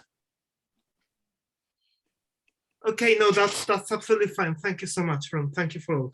Well, lots of things have been said. So I'm just going to. I've been taking notes, and I am going to offer my interpretation of what you have suggested, Ron, time it is. So it seems to me that it's like time can be framed into two discussions, no? The discussion on times from physics, in which it seems that we have agreed that at the end science is done by the observer. So it's never getting out of his point of view or her point of view. And then the other discussion is the one that doesn't get us anywhere, which is time in a metaphysical frame. That's the one that it seems that you're arguing is not existing. It doesn't exist at all. Well, wait. Time doesn't exist. That's what you're saying? In a metaphysical sense. I never said that, by the way. You never said that, of course. No. Absolutely. This is the way I'm understanding it. Not the way okay, you say sorry. Yeah, no. It seems that the way I understand it is that time exists in a subjective or anthropological way, in the sense that there is a time for me, a time for you, and a different time for each of us. However, obviously, I'm following what you said at the beginning of the talk.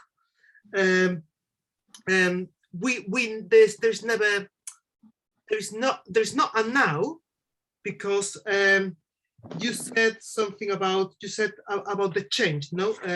About we are in a constant changing in which there is no an exact now. The now is suddenly gone and it's already in the past, no?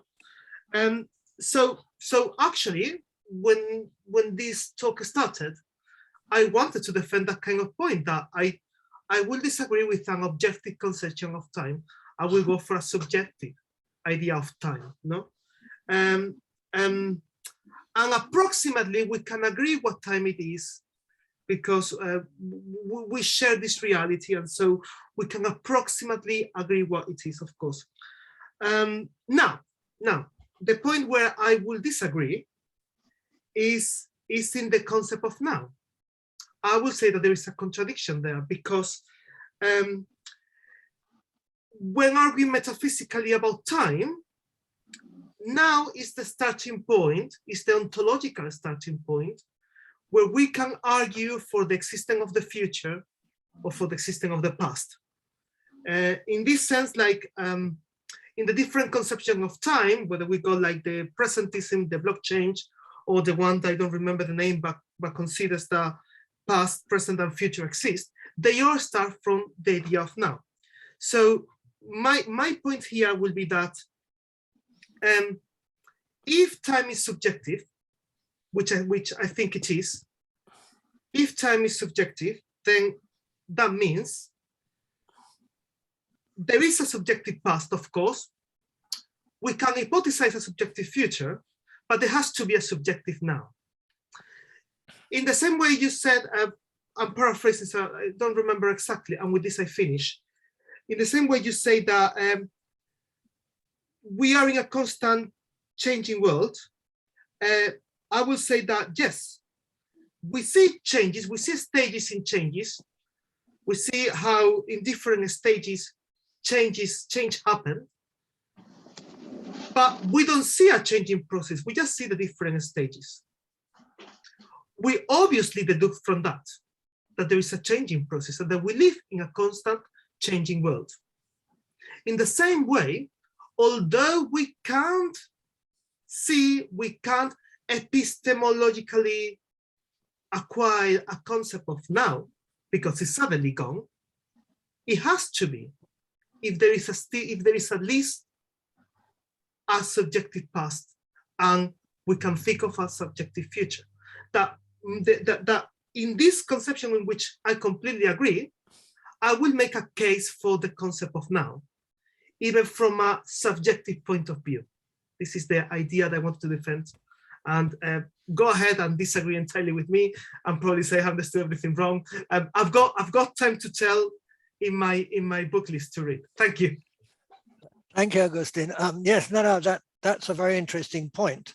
If I got you right, you're saying that if we have a concept of past and future, then we must have a present. That's basically, yes. I will say that the ontological principle, the existent principle of past and present, of past and future, is in the present. That's the starting point from it. And if there is such a thing as a memory, as a conception of the past, then there is a present. And even though it can be, maybe I'm using this concept wrong, it can be numerical. Like we cannot grasp the idea of now. That doesn't make it impossible for being. Because in the same way, we cannot see the changing process. We see the stages of change. We see the stages of time, but we don't see the now. Okay, that's very interesting. Just one point. You said memory is the conception of the past. Of our personal past. But that's not my point. What I'm saying is that the memory is the past. Is the past. Right. Not it's a conception or perception. That's the only thing that can be. The past is our memory. There's nothing else. Otherwise, we have to say there is an absolute past, and none of us agrees on what an absolute past is. We just won't agree because we'll always have a different point about what we're talking about. So that's an important point, and it's very good that you made that point. Thank you very much. Yeah. Very, very interesting. Thank you. Kari, yes. Sorry you've been waiting. No problem. I've really been enjoying the conversation so far, but I would just like to ask, do you think that the past comes from nowhere, or does something have to exist for it to become the past? Because then wouldn't it serve that whatever that thing was could be seen as the present, as the now? Where something has to become, something has to happen in a moment for it to become a memory. And that memory then becomes your only link to that moment, which has then become the past. to say that, the past does not exist independently of our memory of it, because we all have different memories of it, I think is, I mean, there are other things that are indicative of the past. I mean, there's like, the pyramids, there are, fossils that indicate that there have been, dinosaurs on this planet. So it isn't just us trusting scientists or other people's ideas, but is trusting people to make an informed decision about the physical evidence that is there. So something has to exist for it to become the past, and that whatever that is now. And those things, I say, exist independently of, the human perception of it. Just because we may not be able to reach it, because as soon as it happens, it becomes the past to you, doesn't necessarily mean it doesn't exist. It has to have existed. That's how it reached you. That's how it became a memory. That's how these things happen. So I think that we exist in time. We exist in time and space, and these things, have an existence, have a being outside of our experience of them. Now, outside of our experience of it, can time still be time? Can, all these things still be what they are? I don't think so, because what they are is merely a definition of what they do as it relates to us. But it doesn't mean that they don't have a nature in and of themselves, and they don't exist in and of themselves, because they have to. Something has to exist for the translation to be an approximation. Something has to be there, for that system to take place, for that whole dynamic to take place. So to say that the past is just our memory and that there is no present, I think is lending too much credence to the human experience. We may only be able to experience the past in memory, and we may only be able to experience the present as a fleeting thing, or we may never get to to see whatever we conceive of the future may be. But it doesn't mean that these things aren't there. It doesn't mean that they don't exist outside of us, because they have to. That's how we experience them. We aren't experiencing nothing and just making everything up. We have to be experiencing an objective reality for it to become our subjective experience of it. And we may never be able to reach that objectivity or be able to truly express that objectivity. I don't think that's really our role. We're human beings. We don't need to understand an objective reality. Because everything that we are doing comes from our subjective experience of it. So what we need to do is understand how these things relate to us and how we relate to it. But to say that nothing exists, that the physical reality or the real reality, doesn't exist without our experience of it, I think is a fundamental misunderstanding of how, reality works. We have to relate to something. Something must be there for us to relate to it. Something must occur for it to become a memory in our heads. The past doesn't just become the past. A memory doesn't just exist. These things, so there has to be, a cause. There has to be, an actual thing that happened, that leads to all of these other things. So yeah, that's just my opinion. Thank you very much, Gary. You said a lot of very, very interesting things that would take a long time for me to answer, but just one or two. The point about something has to exist. The something that has to exist exists because we are the something that thinks about something existing. Without us, there is nothing that exists. We had to come from somewhere. Okay. But let's just for a minute think about something that doesn't exist when there's nobody around for something to exist for. There's no such thing, right? There have to be humans. There have to be. There is a such thing. Us. What? We didn't come from nowhere. We came from a cause, from a physical reality. Before, so that thing exists. Before there were humans. Before, right? Never mind how we got there, evolution, whatever. Before there were humans. Before, did anything exist? Yes. Well, that's our problem. Because I don't see how you can say that. Well, because you're saying it from now backwards to people's memories. Imagine, one second. Imagine that imagine death. Imagine that somebody's dead, right? Yeah. Does anything exist for that dead person? I can't definitively say what the experience exactly. Well, I can only say what it is to us. Okay. As it relates to us. Exactly. So, but that doesn't mean that there isn't an experience there. I know, but if you take away, if everybody is dead, everybody in the whole universe is dead, right? Okay.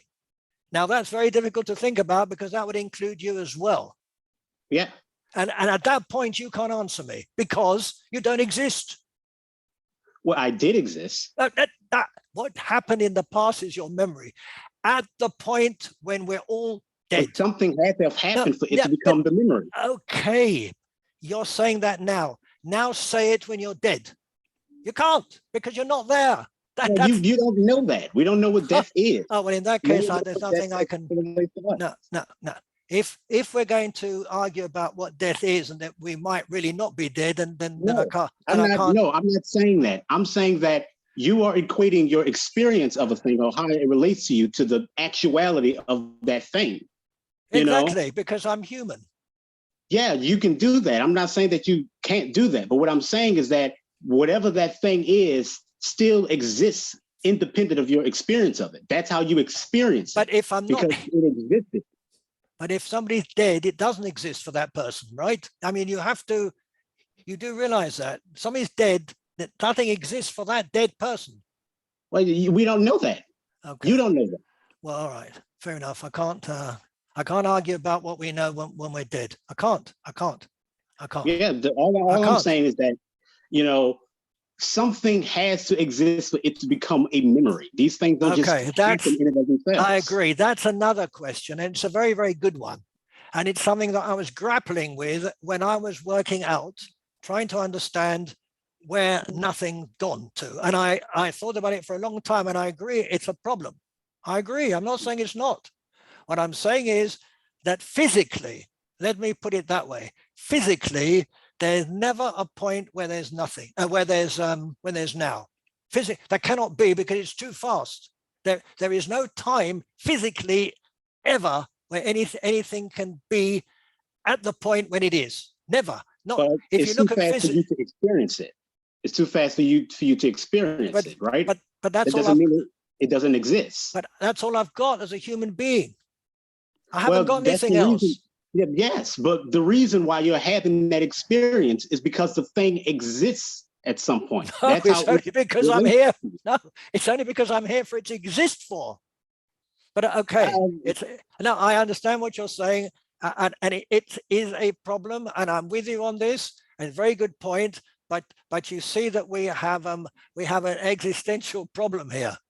You're talking about things existing without people, and I'm saying that is an impossibility. There's nobody there. There is nothing.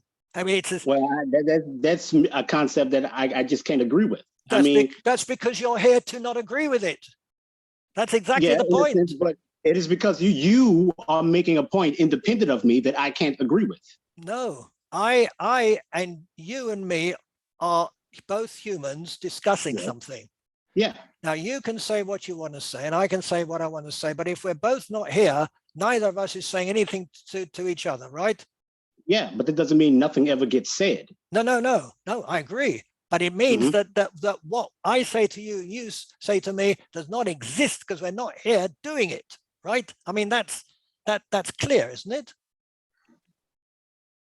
Not necessarily. It's not that lateral. I don't think of it that way. I don't think,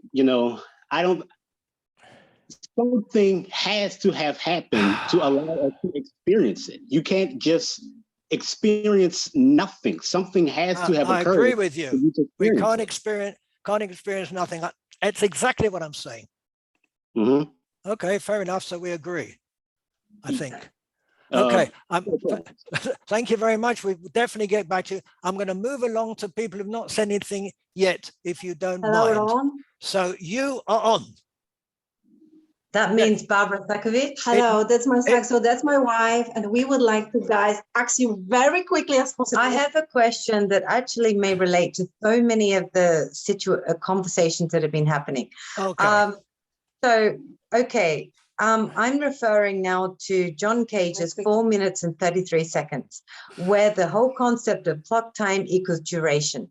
Now, duration is was once spatially measured through sundials and also the hourglass.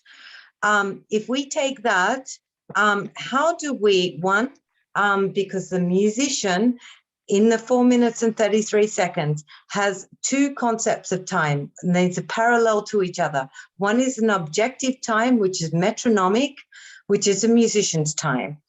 And one is the audience's time, which is experiential time, which is compressed and expanded, and it's spatial, and it goes back to the very old concept of time. And so my question to you, Ron, is this. If time doesn't represent the me, where does the composer's or the creator's sense of time exist? First of all, I have to tell you that that particular music of 4 minutes 33 seconds, I went into that quite deeply in my other book, which was about nothing. Yes, and Cage talks about nothing, the concept of nothing. That's right. So I did nothing for 5 years. So, but I, in the doing nothing, I mentioned that particular thing, and this was showing, by the way, that there's no such thing as nothing. What I call nothingness, the absence of something, because every single performance was different. Because in the listening for 4 minutes 33 seconds, they began to hear things from outside. They felt their own heart. This was my proof that nothingness is problematic, and that it's always the absence of something, but not the absence of everything. And that was an extremely clever thing. I did not relate to it as a matter of time. The time is 4 minutes 33 seconds. The orchestra didn't do anything in that time, by the way. That's right. Somebody counted out 44 minutes 33 seconds. They all were dressed in their finery, and they all bowed, and they left. It was very, very clever. But for the performer, they have to have a very strong sense of objective time, where they're very present in terms of a very metronomic time. You can't do it otherwise. If it's too long, I've done it with students. If it's longer than if it's 4 minutes and 35, it's too long. 4 minutes and 30 seconds is too short for some reason. And this is the concept of duration relating to a spatial now, because it's a perception of that listening, as you said. And so it relates back to a lot of what people have been talking about reality, which I don't think relates here, but it is this concept of perceiving every single sound that exists, and that can exist anytime it wants to. But my big question is how does the creator then, or the composer, then sense, if they aren't present in this concept of the now time, how do they then represent that in terms of 4 minutes of a durational time? Yeah, but duration is not now.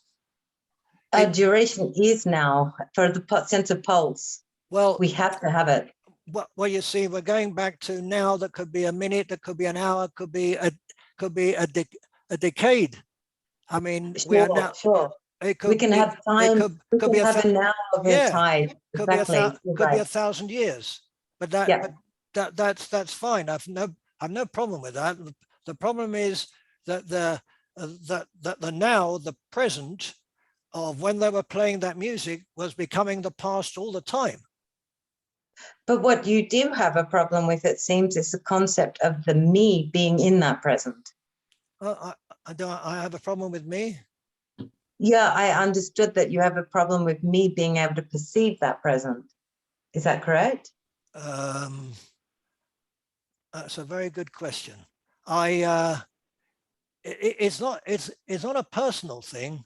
I just don't see how anybody can ever know that this is now, because it's gone. So the 4 minutes 33 seconds took time. So that was not a now. The beginning of it was a memory. And when the conductor walked out, the whole 4 minutes 33 seconds was a memory. At no point, as far as I can see, was there a now, the now that I'm talking about in the 4 minutes 33 seconds. So that's a very, very, very good point. And I never thought about it in terms of time, but I do see what you're talking about. Very, very interesting. Thank you very much. I hope you two come next month as well. Bye-bye. We've been waiting. We've been dying to ask you this question. So our time has been so pressed for you. All right. Thank you very much. Thank you. Thank you. Okay, Roland, your turn. Sorry for the wait. That's okay. Can you hear me? Yep. Am I loud? Great. Okay. Gosh, there's so many things to talk about here. So many issues. I'm going to actually start by mentioning something that was just talked about, because I'm also a musician, and I actually don't think that music happens like in a sense of presence at all. I think it's very much anticipatory. I've found when I'm playing that, for example, if I trip up at some point, something goes wrong, I often find that the problem occurred actually maybe a bar or two before the actual obvious mistake occurs.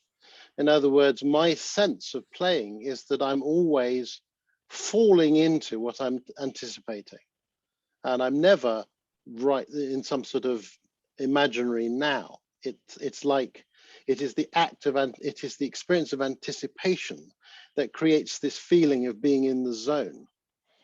Anyway, I suppose my main thing I was going to, well, before I go on to the main thing I was going to talk about, which is linked with that, I also wanted to mention something around what was it? I can't remember the gentleman who spoke before those two ladies, who began with a K. I don't know whether he's still here, but yeah, Carrie. Carrie. Sorry, yeah.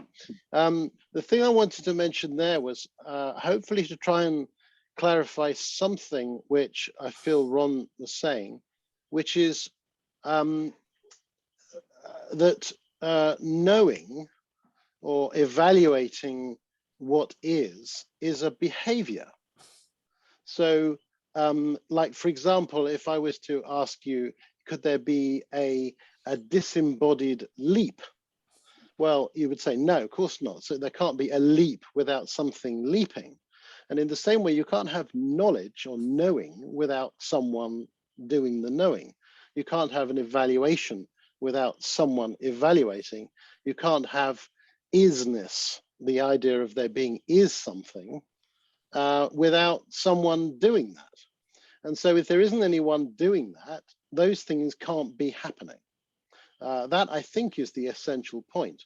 And if we think of like existence in terms of objects that we perceive, patterns that we perceive, basically this is pattern recognition. So without the actual recognition of a pattern, can we say that there is a pattern? Well, no, of course not. So I think that is the issue that perhaps lies behind this point. And from that, one might derive, well, with no people, there can be no existence. Or with no people, there can be no knowledge, because there's no one there to say, that, and there's no one there to know. Just as much as we can say, with no people, there is no people leaping or people talking, because there aren't any. Yeah, the behavior is not there. And without the behavior, there cannot be the product of the behavior. Anyway. But there is still something to know. We may not be able to know it, but there is still a thing there to know. Well, the very fact that you say there is a thing to know is an assertion of knowledge. And so basically what you're asserting is there is a thing to know, even though there is no knower. So you've got mutually exclusive simultaneous conditions, which must mean wrong. Anyway, the main thing I was trying to say, or wanted to talk about, was actually about time. My work is in behavioral change, and I'm very interested in how we learn things, how we learn skill, how we change behaviors, how we move through issues in our lives. And that's been my work for the last sort of 25 years or so. One of the things that I was thinking about in the last year was time and how this relates to us. And there is a little sort of thought experiment which I wanted to offer you, which was a very simple one. Imagine someone is throwing a ball to you and you're going to catch this ball. So what is happening during this process, to my mind, is very interesting. As the ball comes towards me, I am anticipating what behavior I need to produce, where I will be when I catch the ball. So I have a sort of an anticipation, expectation of where I will be when the ball arrives and where the ball will be. That anticipation is in turn being compared moment by moment with my present perception of where the ball is. So the ball's coming along this way and I'm thinking, oh, I need to be over here. So my behavior that I'm expressing at that moment is a duality. It's quite interesting because on the one hand, I'm actually moving towards where I think the ball will be. And on the other hand, I am generating an expectation about where the ball will be.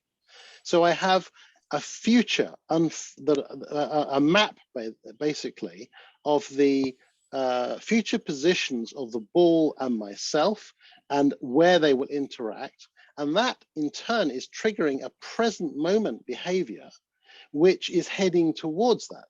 So this basically is what we could call anticipation, where I'm acting in anticipation of where I feel it will be. At every moment, my perception of where the ball is modulating that behavior. So if the ball suddenly is moving in a direction I didn't previously expect, that new information will be juxtaposed with my present behavior and a mismatch found. And then I will be changing my present behavior to catch the ball. It's a very simple analogy, but what's really interesting about it is what is happening from a temporal point of view. And what I wanted to say here was that there were, as far as I can see, there are three states or three elements of time which we call past, present, and future, but to me are actually qualitatively entirely different. The first thing is my expectation of where the ball will be and where I need to be. That's a prediction. It's basically a probability issue. It's an assessment of where these influences will end up objectified into a particular form. But secondly, there is a behavior going on, and that behavior is emerging from the past. Now, what's quite interesting about that is the past in this context is not a memory in the sense of that thing happening. It's actually like, it's more like code in a computer program. It's actually a set of potentials that are being triggered moment by moment by the juxtaposition of my present experience of the ball with my future expectations of where it will be. So all that's happening at once. And in the middle is this confluence of the two. The emergence of my present behavior, my expectations of where the ball will be, the present position of the ball as I perceive it, are merging together into something which people call now. But the interesting thing is, what happens when the ball arrives at that final point? What's going on there? As I see it, as the ball approaches, my probability of catching that ball will get clearer and clearer and clearer. But it will get clearer quite slowly and then suddenly increase rapidly. You know, when you catch a ball, you go, got it. Yeah. So the actual chance of you catching that ball, the certainty, the reality, suddenly increases exponentially, very close to actually catching it. And then it vanishes into the past. It's gone. So, and that's happening all the time. So what is interesting to me about this is that these three elements of time that we talk about as past, present, and future are not of the same quality at all. The past is much more about potential that is waiting to be triggered into behavioral action. The future is much more about expectations of how patterns will interact with each other. And this idea of the present is about the confluence between our expectations and the experience we're presently having. So I guess that's really wanted to say about how I'm perceiving time. And I also wanted to say something about what William was saying. What is the use of that? Now, I can tell you what the use of it is, because it is probably the most useful thing in my life. The key point of this whole process is the confluence of expectation with the present. That moment is the only moment we have, or that moment is the wrong word, that continuum of confluence is the only experience we have that enables us to change behavior. We don't have anything else. So it is the crux of all learning, the absolutely central element of how learning happens. So that is my take on time. Thank you. Thank you very much, Roland. Very interesting. I'm not sure what, right at the end, did you say there is a now when you catch the ball? Is that now? That's what you said? No. Good. Because basically what's happening is that the probability in my field of expectation is rising rapidly at that point. But at the point where my time, my present time, you could say, but the confluence of expectation with my present experience, where that joins, the future has gone. There isn't anything. It's gone. There's no expectation anymore because that moment of prediction has now vanished. So there's no point at which you can say, oh, it was then or it was then, because it's a merging of two types of experience. And one of the interesting things, incidentally, is that this is happening all the time, all the time. You know, here I am talking, here we are, we're all in our rooms doing different things, maybe, you know, drinking a cup of tea or whatever. The vast majority of the time, we don't notice those things are going on.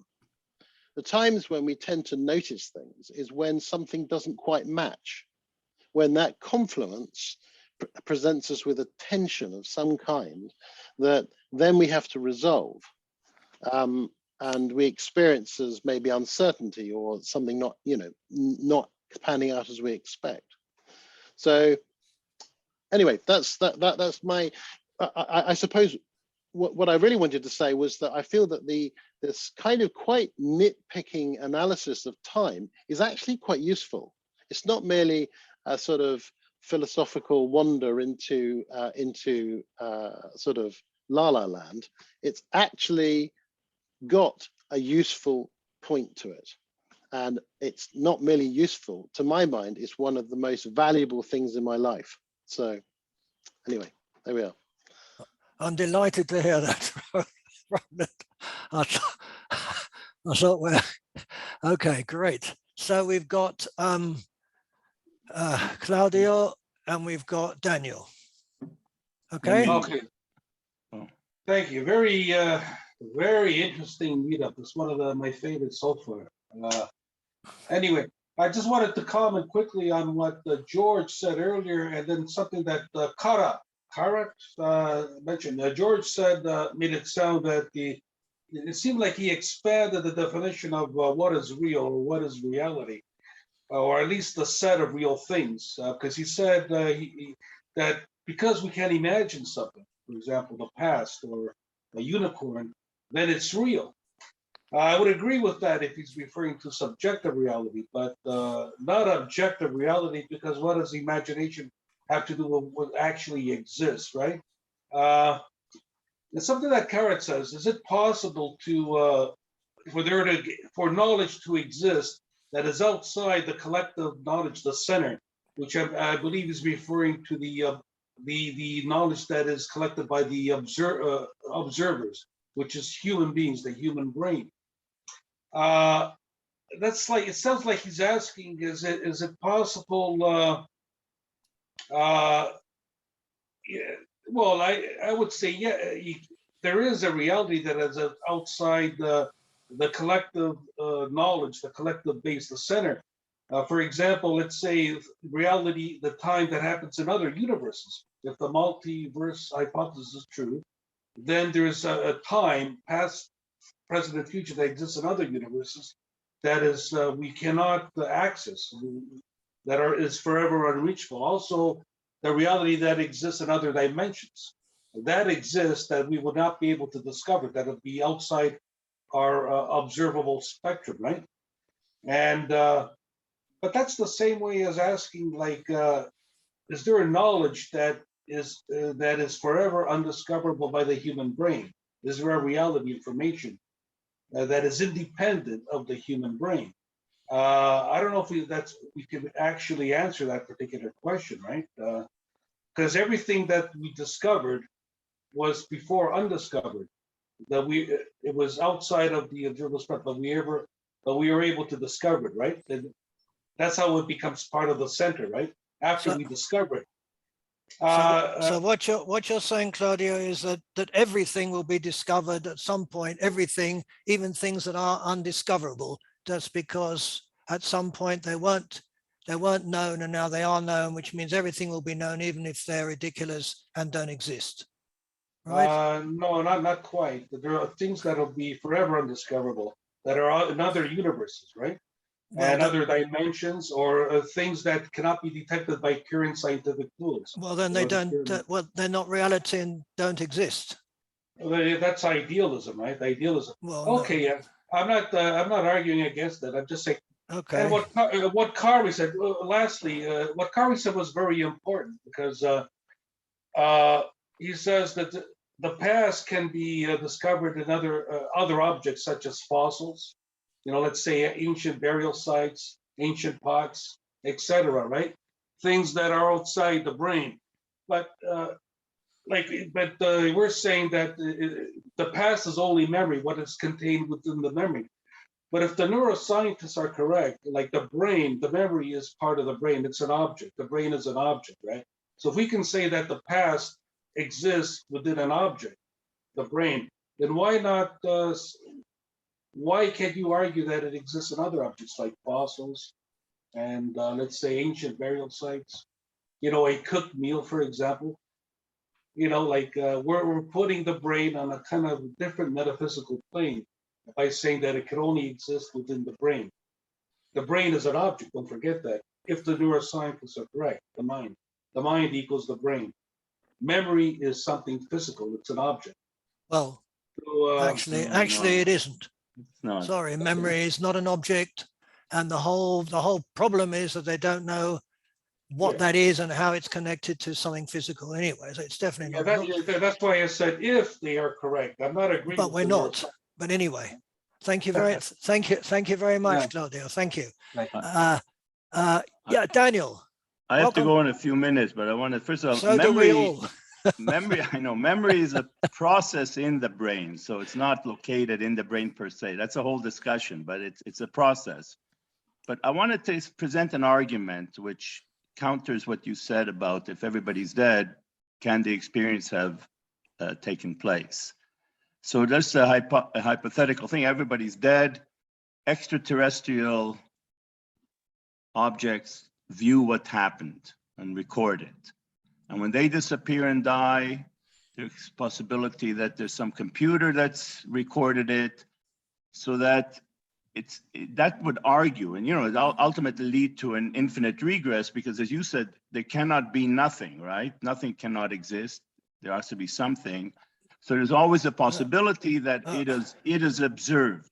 I don't know if this argument holds up, but just a thought that as you triggered.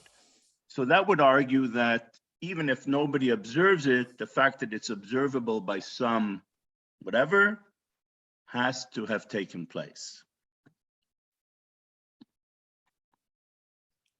You want me to say yes or no? I just want to know if that argument holds water, okay? And then I have one other quick point to make, but what do you think? That's it, I just thought of it as a philosophical counter argument to your position. Well,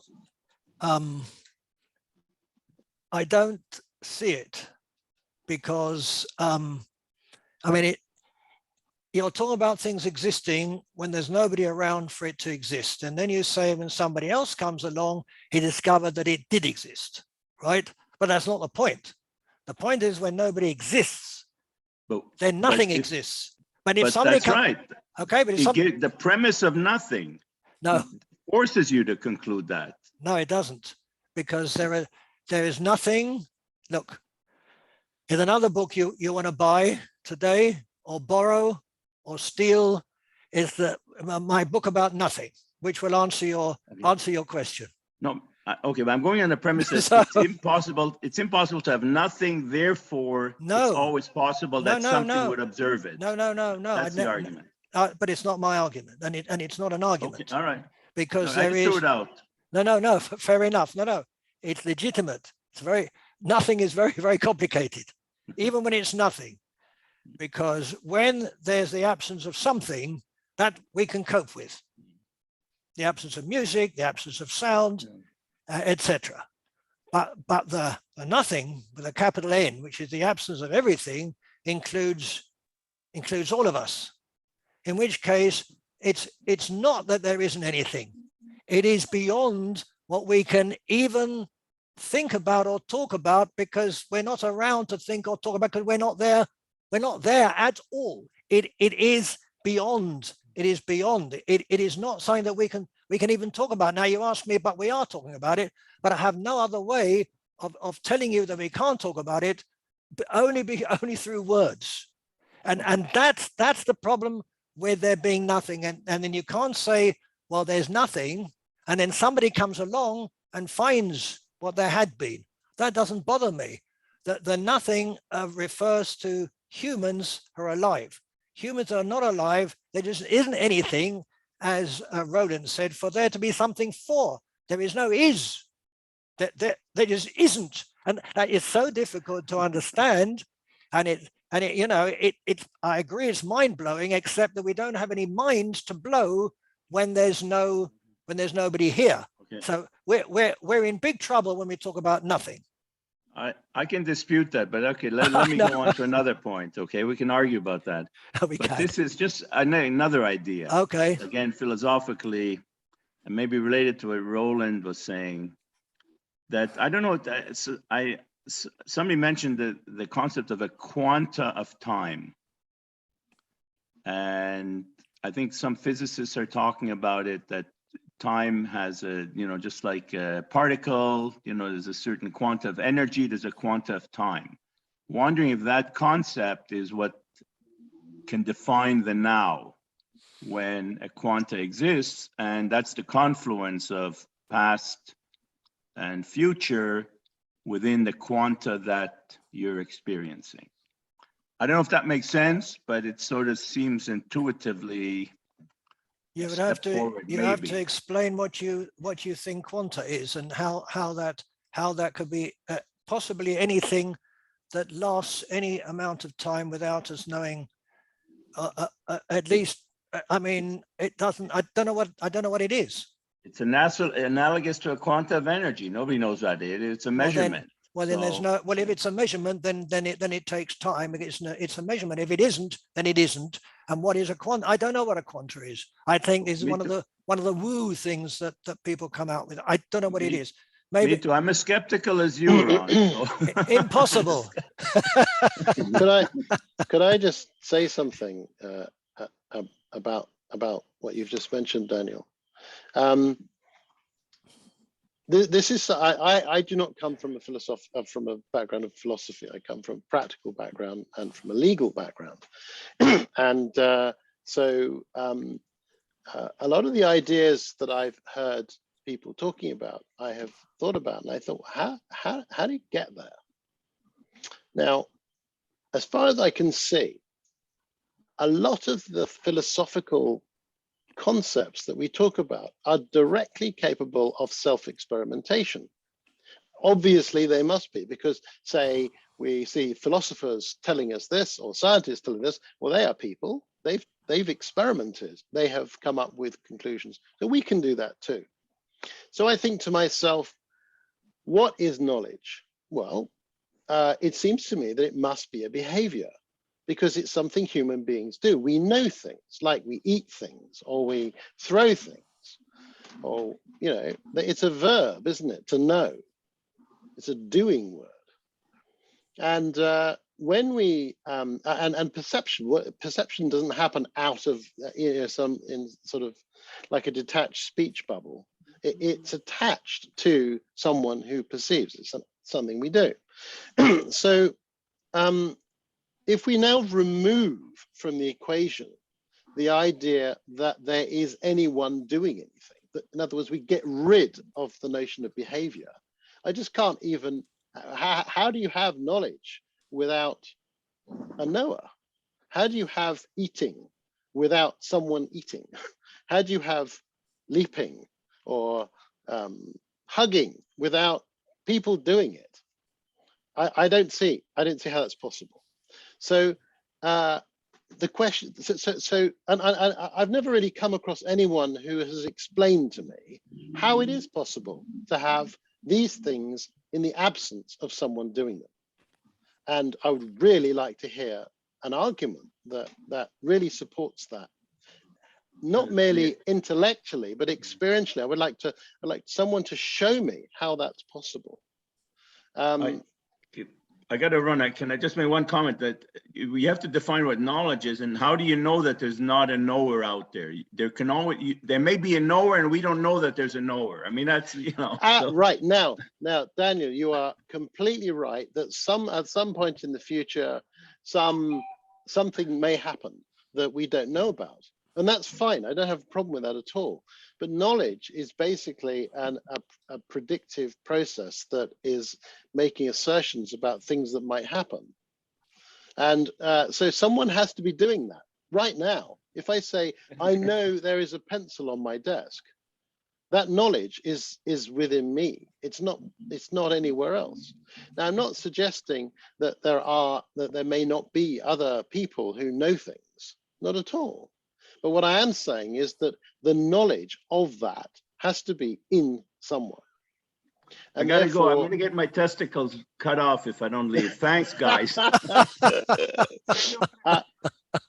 That's an alarming bit of knowledge. Yes, that definitely is. Yeah, so, Terry. It's Oh no, it's too late.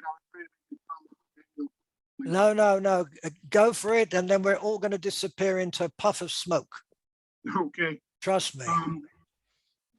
Yeah, I used to say I didn't think time was quantized. I now say that it is quantized. It's dependent upon the mass of the particle.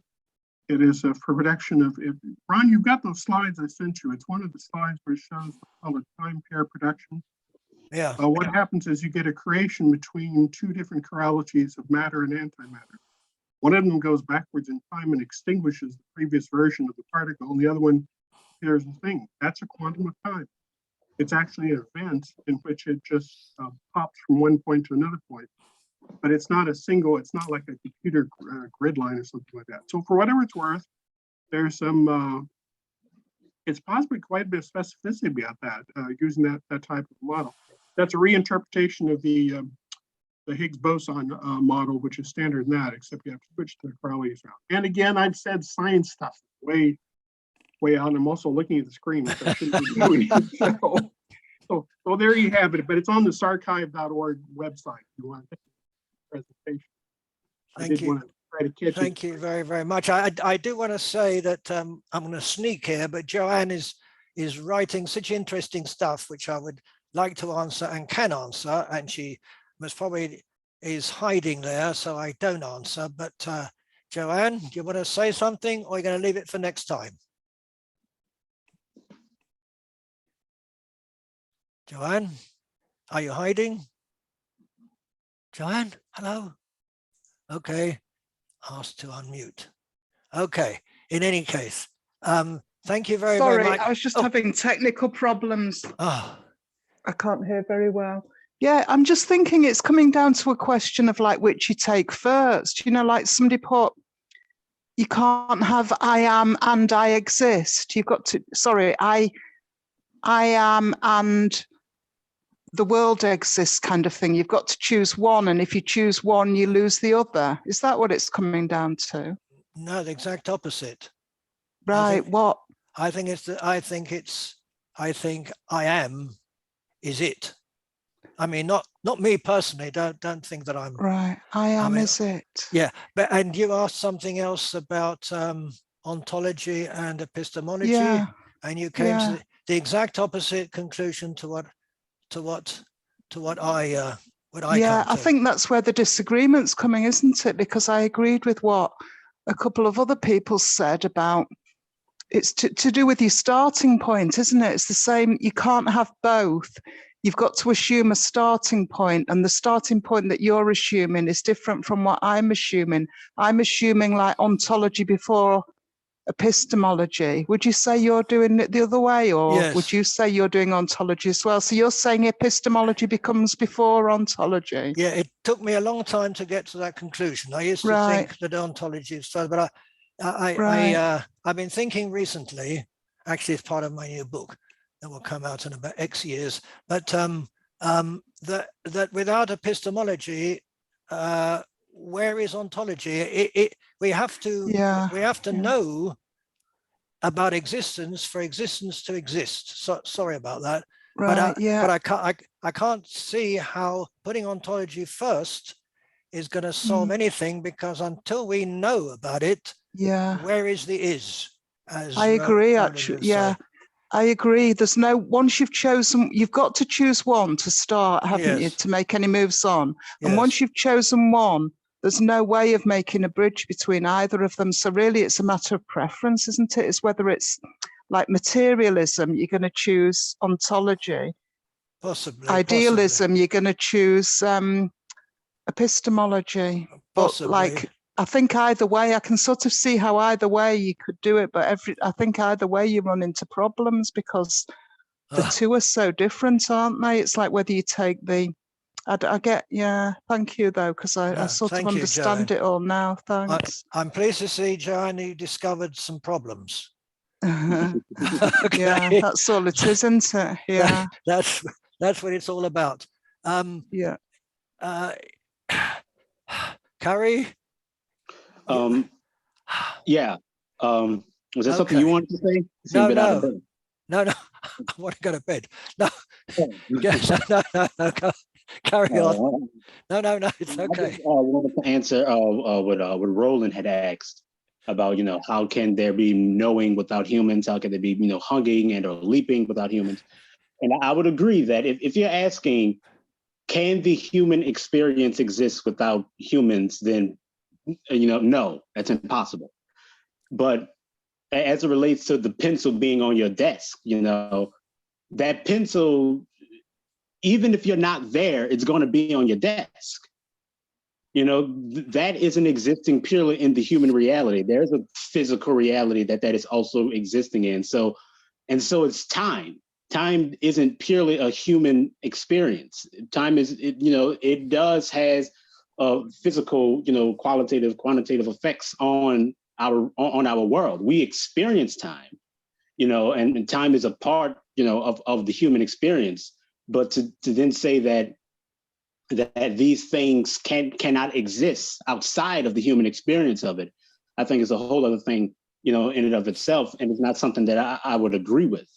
The human experience, it is a subjective one, and it doesn't have to be objective to be real, but to say that everything is contingent on that experience, I would say your experience is contingent on your experience, but reality in and of itself, is contingent on a lot more things outside of just the human experience of it. Roland? Yeah. Well, the first question, I suppose, is what is a pencil? As far as I can see, a pencil is a pattern that is recognized by human beings. And so when you say, if there's no human beings, there's a pencil on the desk, that's not really possible to maintain, is it? Because it's a bit like in the famous Shakespearean play Hamlet, there's a scene where Hamlet is pulling Polonius's leg by pointing at a cloud and describing it as a camel, and then as a weasel, and then as a whale. Well, it's a cloud, you could say, but each time he is seeing something in it and referring to it in that way. Now, what I am saying is that what we experience as human beings is a product of our capabilities for formation of, for creating form. And that is a human behavior. This is a pencil because that is what I am calling it.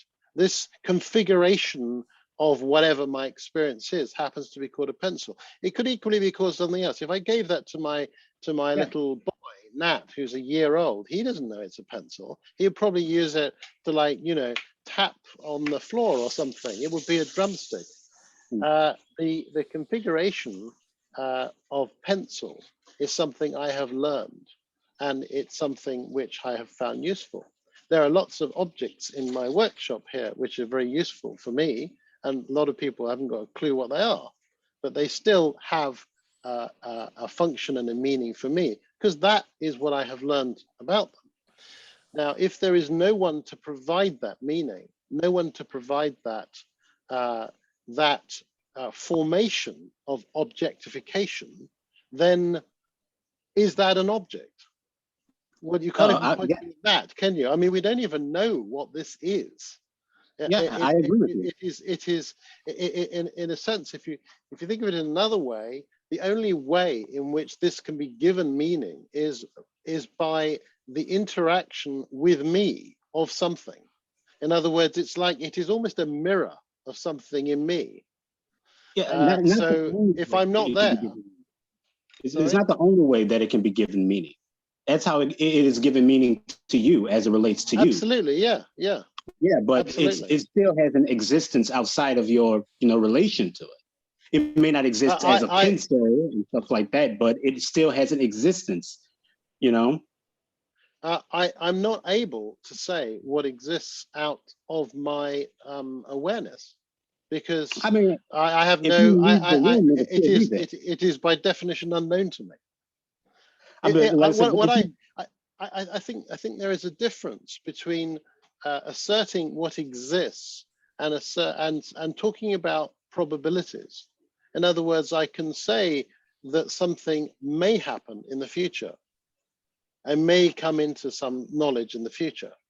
But to talk about what exists now as knowledge when there is no knower, or to specify a particular time with the condition that there is no one actually knowing it, we have to then ask ourselves, what actually does it mean to know anything? What does it mean to actually say this is? And that is an evaluation process, isn't it? It's a recognition. And if there is no one to recognize, how can there be a recognition? How can we even talk about it? It's a bit like imagining your reflection in the mirror when you're not standing in front of it. There is no reflection there. So but the mirror is still there to reflect. Well, we don't know what the mirror would reflect.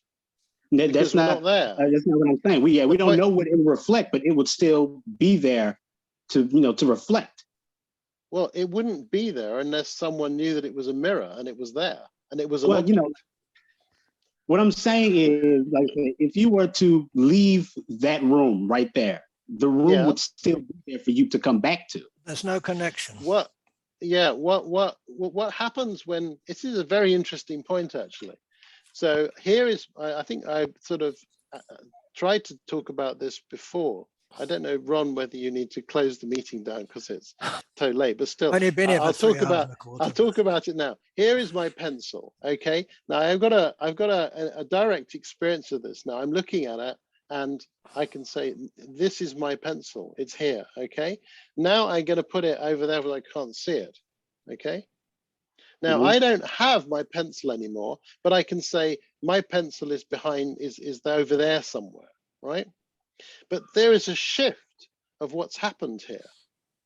I've now got a prediction about what I would need to do in order to get my pencil. So here we are, now I've got my pencil. So actually the experience of being with my pencil and experiencing and saying, this is my pencil, is not the same as now knowing that my pencil might be there if I look for it. May I insert something very quickly here, please? I think one of the problems that we have, and that is probably something, the difference between the Eastern and Western philosophy, is what I see in the Western philosophy, there's a great tendency to separate human being from everything around it, from the existence. I concentrate on me, everything that exists in my life exists because I am here. But if you look at it from another point of view, which would be mainly the Eastern point of view, the philosophy of the East, you are part of the existence. So regardless of you being here or not, everything else exists.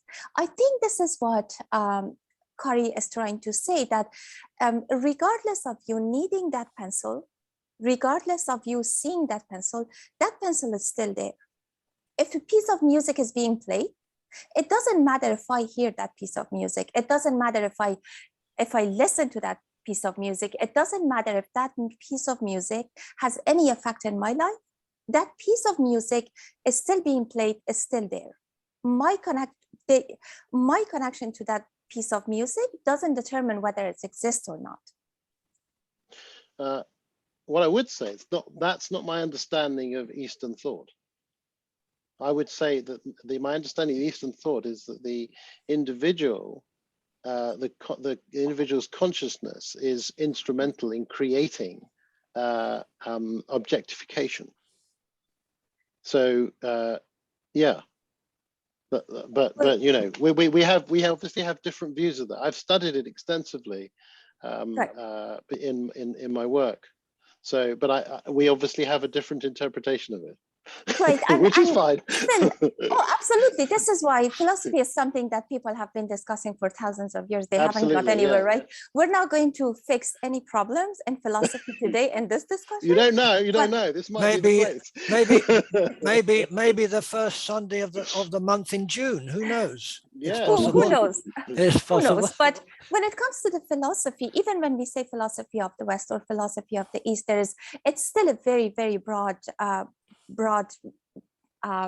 what can I say? I can't put it, for example, where I come from, I'm thinking about not the Chinese philosophy or the East Asian philosophy, but rather, let's say Rumis or Avicenna or people like that. So there's still differences there, but what I'm going to say is that, and my apologies at the end of the meeting, I think time is one of those things that is very, very much tied to personal experiences, personal psychology, personal, so many things that goes with the person experiencing that time. For some of you, this time may exist right now. For Ron, for example, present doesn't exist.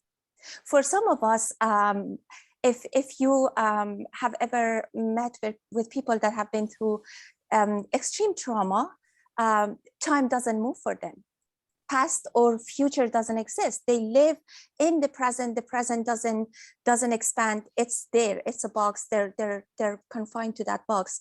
So it's so very much tied to a lot of other things that I think it's almost impossible to just say this exists or this doesn't, because it does really. It's very different of an experience for different people. Can I just say one thing there? Thank you. because I worked a lot with people with, behavioral issues, with trauma of different kinds. And what I've tended to find is that they do actually live in the future most of the time. They may be living in a state of fear about what might happen. So basically their actions are conditioned by their expectations on, of how things may pan out for them. In fact, our neighbor is a bit like this, unfortunately, and it gives rise to some very difficult situations because he has expectations of things happening to him, and then behaves accordingly, and then actually makes them happen in that. So that's the kind of situation where living in the sort of being completely fixated on one's expectations then leads to the sort of self-fulfilling nightmare of stuff.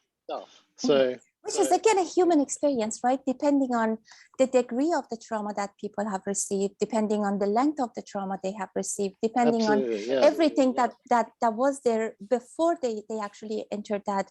And if you heard, I said extreme trauma because it usually affects people differently than a medical kind of trauma that we would experience.